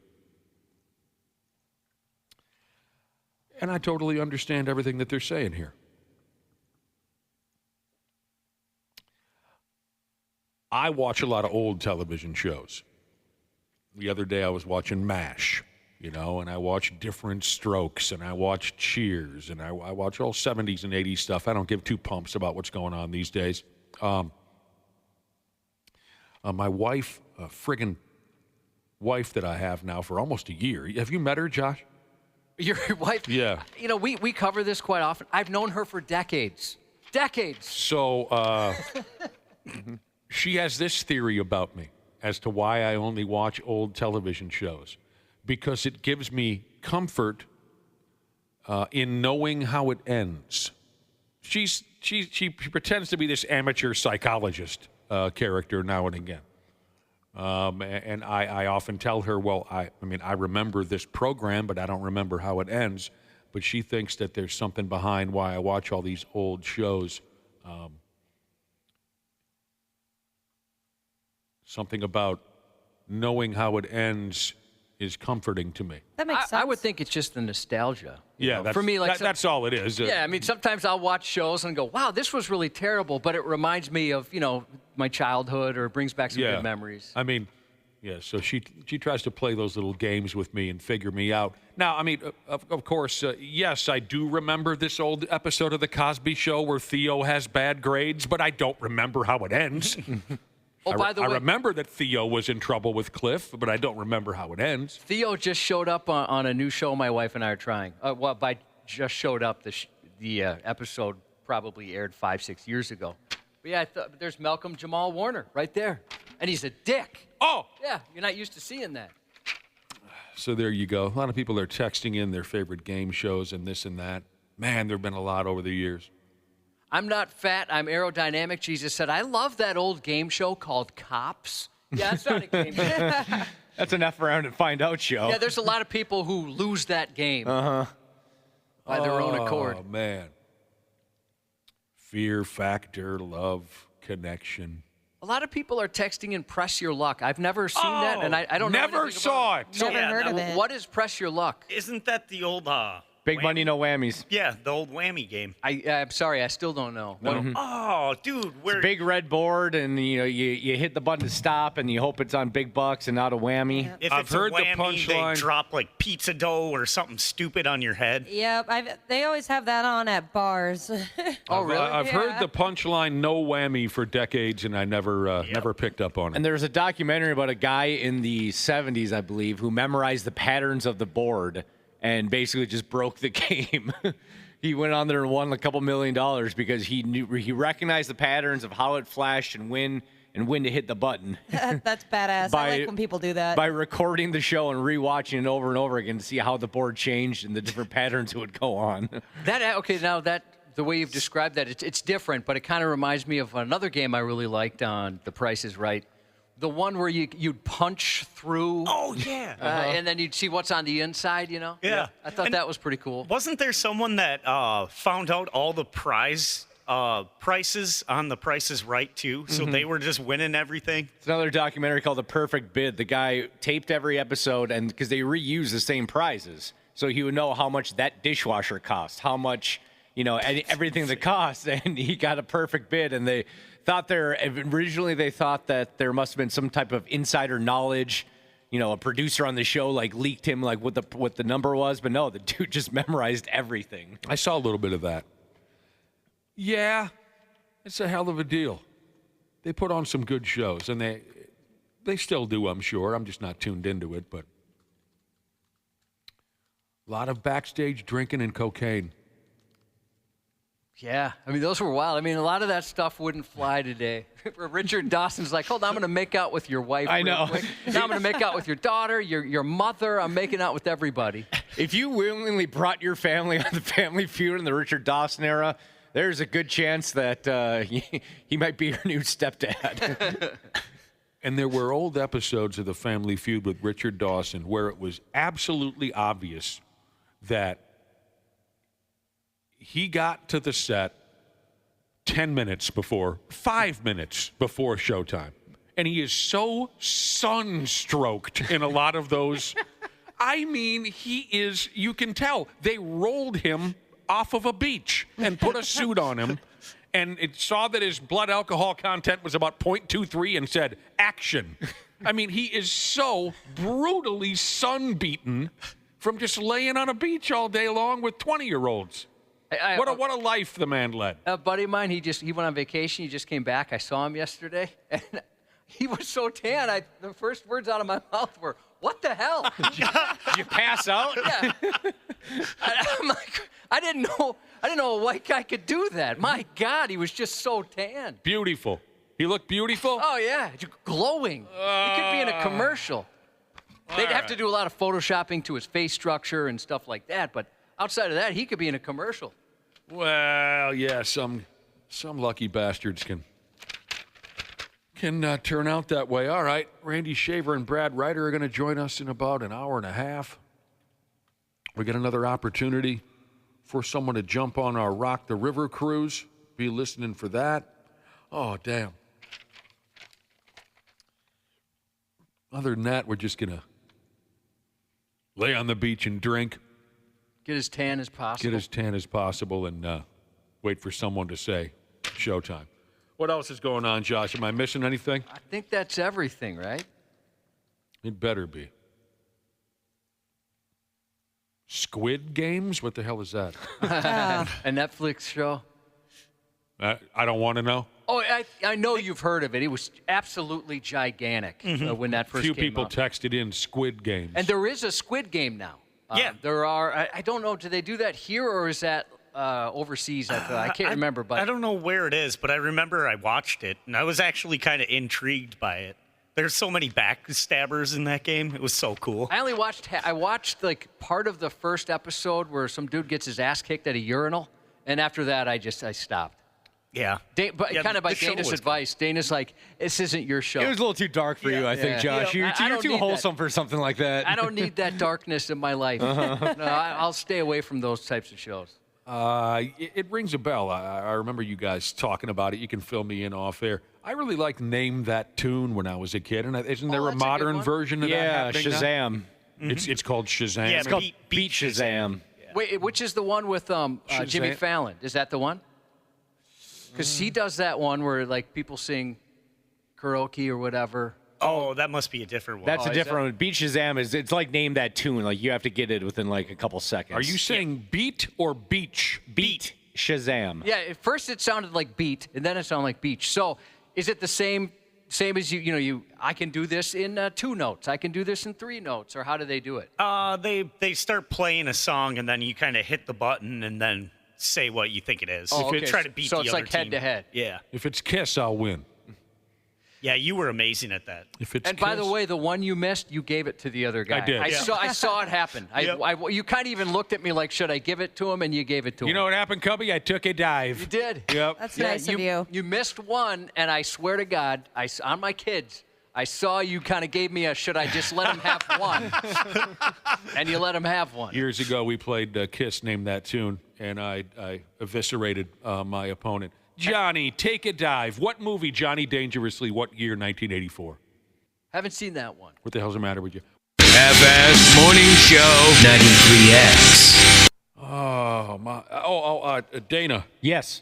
You didn't know it, but you were tested over the weekend and you failed. What'd I do now? At least in the eyes of your fellow bros, you failed. I saw you write something up here about Saturday morning.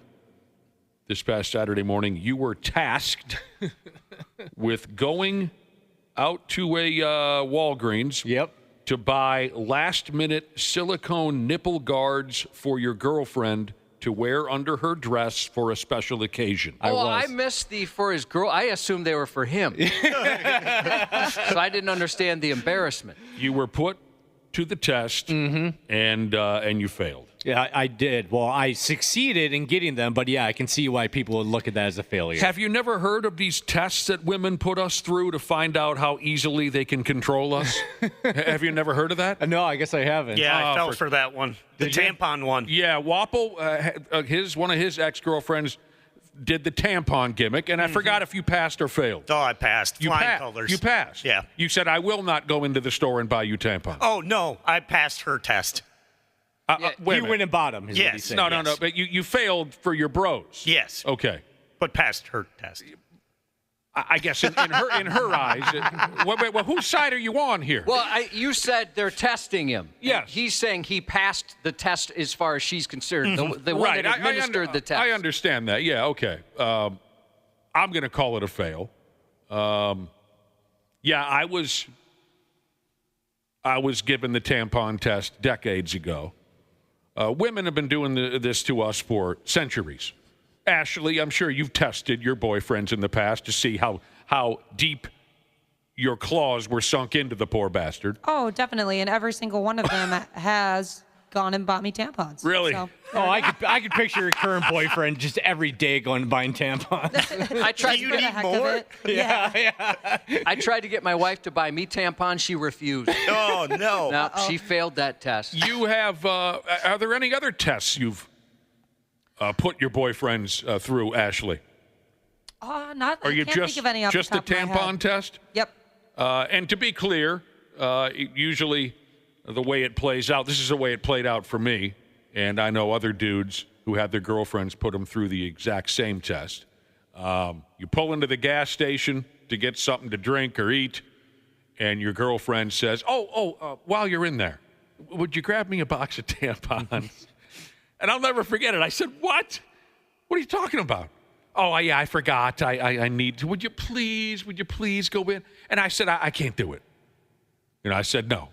I can't be seen at the friggin' counter buying a box. I'm sorry. I can't do it. I'd much rather do that than, and now it's nothing embarrassing. I've been married for a long time, but I would much rather do that than my wife's, when she used to go to Starbucks, her order at Starbucks. Oh. That was way more embarrassing to me. It took far too long. Yeah. There's a lot of words I didn't understand. You got to read an entire paragraph of an order. Yeah, it was terrible. I absolutely hated, I was embarrassed, because usually if I order something, I just order whatever they said on the board, right? A number 2. Yeah, don't make any changes, nothing. I don't want to make any, I don't want to cause trouble. I don't want to start trouble. But yeah, her order, and I'm sure they're used to that, right, at a place like that. But it was very embarrassing to make that. You order. walk in for yourself, coffee black. Yeah. Yep. When the old lady wants one, it's this and this with a hint of that and a dab of this. Yep. And it was like I'm trying to remember. It was longer than this, like a half-calf latte with skim milk and a shot of this and one more shot of that, and it was very confusing. And it's got to be grande. It's not large. And they're looking at me, too, like, you ordered for a middle-aged woman. That's what you're drinking. So I'd almost sometimes, my wife asked me to get this. So Don't actually, get me. just out of curiosity, this test, What is the test? Like, what are you really looking to find out about someone? So for me, I guess it's not really like, oh, can I control them? It's like, are they willing to do anything for you? No, it's more like, are they too sensitive to not go and get them? Are they like too protective of their manhood? They can't just go buy tampons. Well, let me. Are they comfortable in their manhood that they're respect you enough to be able to do it? No, the answer is no. When I get them for my wife, though, I just write Lucky Strikes on the side of it. So no, I'm just buying a really big pack of Lucky fat Strikes cigarettes, man. Yeah. Those are fat ass cigarettes. Yeah. And there's 4 different kinds of cigarettes in here, depending on what kind of flow day it is for my nicotine intake. It is cute when the times my boyfriends have went and bought me tampons, how they're like, what is going on here? Why are there so many different options? It does look different intimidating. Sizes, all that. I had no idea either. I learned a lot about that. You ever done that thing where, you got to go buy tampons, so then you go like, oh, get some beef jerky and Mountain Dew to try to kind of cover it up a little bit, No, Dana, because I've never gone to buy tampons. I got 2 questions for you, Dana. Number 1, how do you know where to buy those nipple covers? And secondly, did you buy out the store to try and hide the nipple covers? Yeah.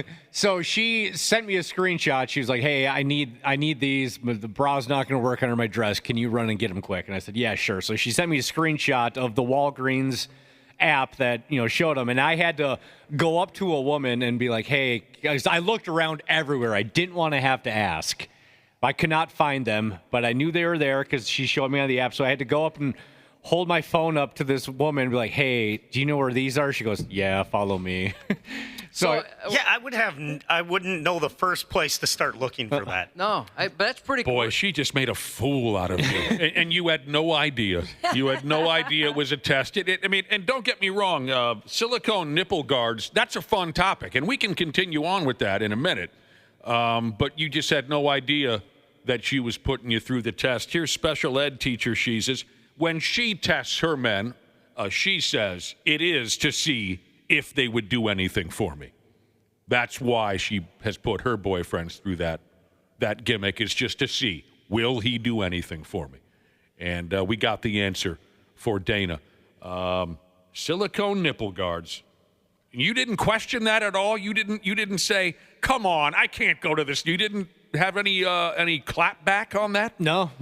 Just a normal chore. Go get it done. That's a normal chore. Well, I guess not necessarily silicone nipple guards. That's not a routine thing at our house. But that's not get me a Mountain Dew. That's not unbelievable. But you didn't answer the second part. Did you buy out the store? No, I thought about that as I was ringing him up. I'm like, wow, I will bet this 19-year-old kid is wondering why a guy is here at 9 in.the.morning getting silicone nipple guards and just silicone nipple guards. I bet he was very weirded out. I'm sure he told his bros about it later on that day. Definitely. What does she have against nipping out? Yeah, whatever happened to Band-Aids? She must have some impressive gear underneath there. Well, we were going to her grandma's funeral, and I don't think nipping out at grandma's funeral when you're giving a speech in front of everybody is all that appropriate. Yeah, how well do you know Grandma? Because honestly, my wife's grandma was a horn dog. Was she? Yeah, and she'd probably prefer it if folks were nipping out. Your wife's grandma might have said, if she might have sat up in the casket and said, hey, nice party darts. Heck yeah. Yeah, whatever happened to Band-Aids? So those hurt. I've been accused of having what kind of nipples again, Josh? I can't remember. You've been accused of having aggressive. But they are stately. They are not aggressive. Thank you. But I'll tell you what, Dana's girlfriends must be something. Yeah. If you got to get special double thick silicone Army quality guards. Are there a variety? Yeah, there were actually a few different types. Military grade. You can get different shapes, too. So you can get, like, heart ones, flower ones, things like that. Oh, really? Yeah. What'd you get? They don't really work that well. Anything fancy? No, I just got the regular, just skin-colored, skin-toned nipple guards. Have you guys ever seen, like, a significant other or girl you were with wearing those? No, that's why I asked whatever happened to Band-Aids. I've seen special isn't the word. I've seen plenty of Band-Aids. It looks... It like looks chicken hilarious. cutlet. Yeah. Hilarious looking. Yep. I dated a girl once, and it fell on the floor. She was getting changing, and the nipple guard fell out, and the dog came and picked it up and started chewing on it. Like it was it's a like chew toy. recently I went out and bought a a tread gauge for my tires, and Wapple said, "Whatever happened to pennies?" Seems kind of unnecessary. Yeah. Oh, wow. Oh, well, hey. sorry, dude. The bros, we're going to have to ride you for a while, Dana, for that one. Understandable. You flunked. Mm-hmm. Yeah, if I had to, I'd much rather buy tampons than those nipple covers. And then especially having to ask somebody where they are. Yeah. Well, you are a sucker. Yeah. Tampons you can at least get at Target. I don't really think you can get too many nipple guards at Target and then go through the self-checkout. I don't know, because they've got like vibrators there, don't they? Yeah, they do now. That's where I get them from. Is Target. Vibrators? No, no. I'm not fat. I'm aerodynamic. Jesus says Dana's girlfriend needs the Kevlar mossy oak nipple guards. The military grade stuff. Hey there, Jesus said, I'm convinced my husband asked me to pick up oil for the car as payback for me asking him to pick up tampons for me. Middle school counselor lady Jesus said, why is it a big deal for a man to buy tampons? Everyone at the checkout knows the tampons aren't for him. That's a good point. Yeah, That is true. I was embarrassed at first, and then, like I said, I got over that pretty quick. I don't know why. I don't know why it's embarrassing. I don't know a guy that the first time they were ever asked was like, oh, hell yeah, no problem. Usually you're just a little embarrassed. No, you're not used to it. It's silly. nothing you've ever bought before. Hot Cocoa, Jesus, has texted in, and she wants to know, do we men put any women through any tests where we purposely want to find something out about them by asking them to do this or that? I'm not smart enough for that. I can only think of one. I can only think of one that I've ever gone through. We dudes, I don't think we operate. I don't think a lot of us operate like that. If we want to find something out about you, we'll just ask you. Where gals like to be a little more shady about it. But I can only think of one. I was young, and I was at a party. I was at a party up in Glenwood, Minnesota. I was still a really young man. Dude hosted a house party, and we were all sitting around the backyard, summer party, windmilling, hot dogs and beans and little barbecue. And dude cleaned his plate off pretty fast, and he hollers over to his wife. He goes, hey. And she comes over, and he hands her his empty plate, and he says, grab me another hot dog and some more beans, would you? And she said, sure. And I said to myself, wow, dude. She just went without argument and fetched him a fresh plate of food. I was impressed by that. Remember, I was a young guy. Yeah. And I thought, damn. I didn't think that was a thing anymore. I thought most women would say, get off your fat ass and get your own, second plate, second helping, right? But she did. Brought it back to him. I would probably say something like, you can do it yourself, can't you, idiot? Like, what? But I would still do it. I'd end up doing it. Right. I'd fold. Right. She didn't twitch. She just went and fetched him a fresh plate of food. So I thought, next time I had a little get-together, I was dating a girl at the time, and I wanted to see if she would do that for me. So that's the only thing I can think of where I consciously tested to see if she would comply. And she did. She did. A few weeks later, I'm having a barbecue. I wiped out my plate, and I said, hey, would you, refill this, sumbitch? She did, without question. But then later that night, after everyone had gone home, she said, don't make me fetch your friggin' food. I'm not your damn mother. You see where I'm going with that? Uh-huh. So, yeah, I guess one time I did.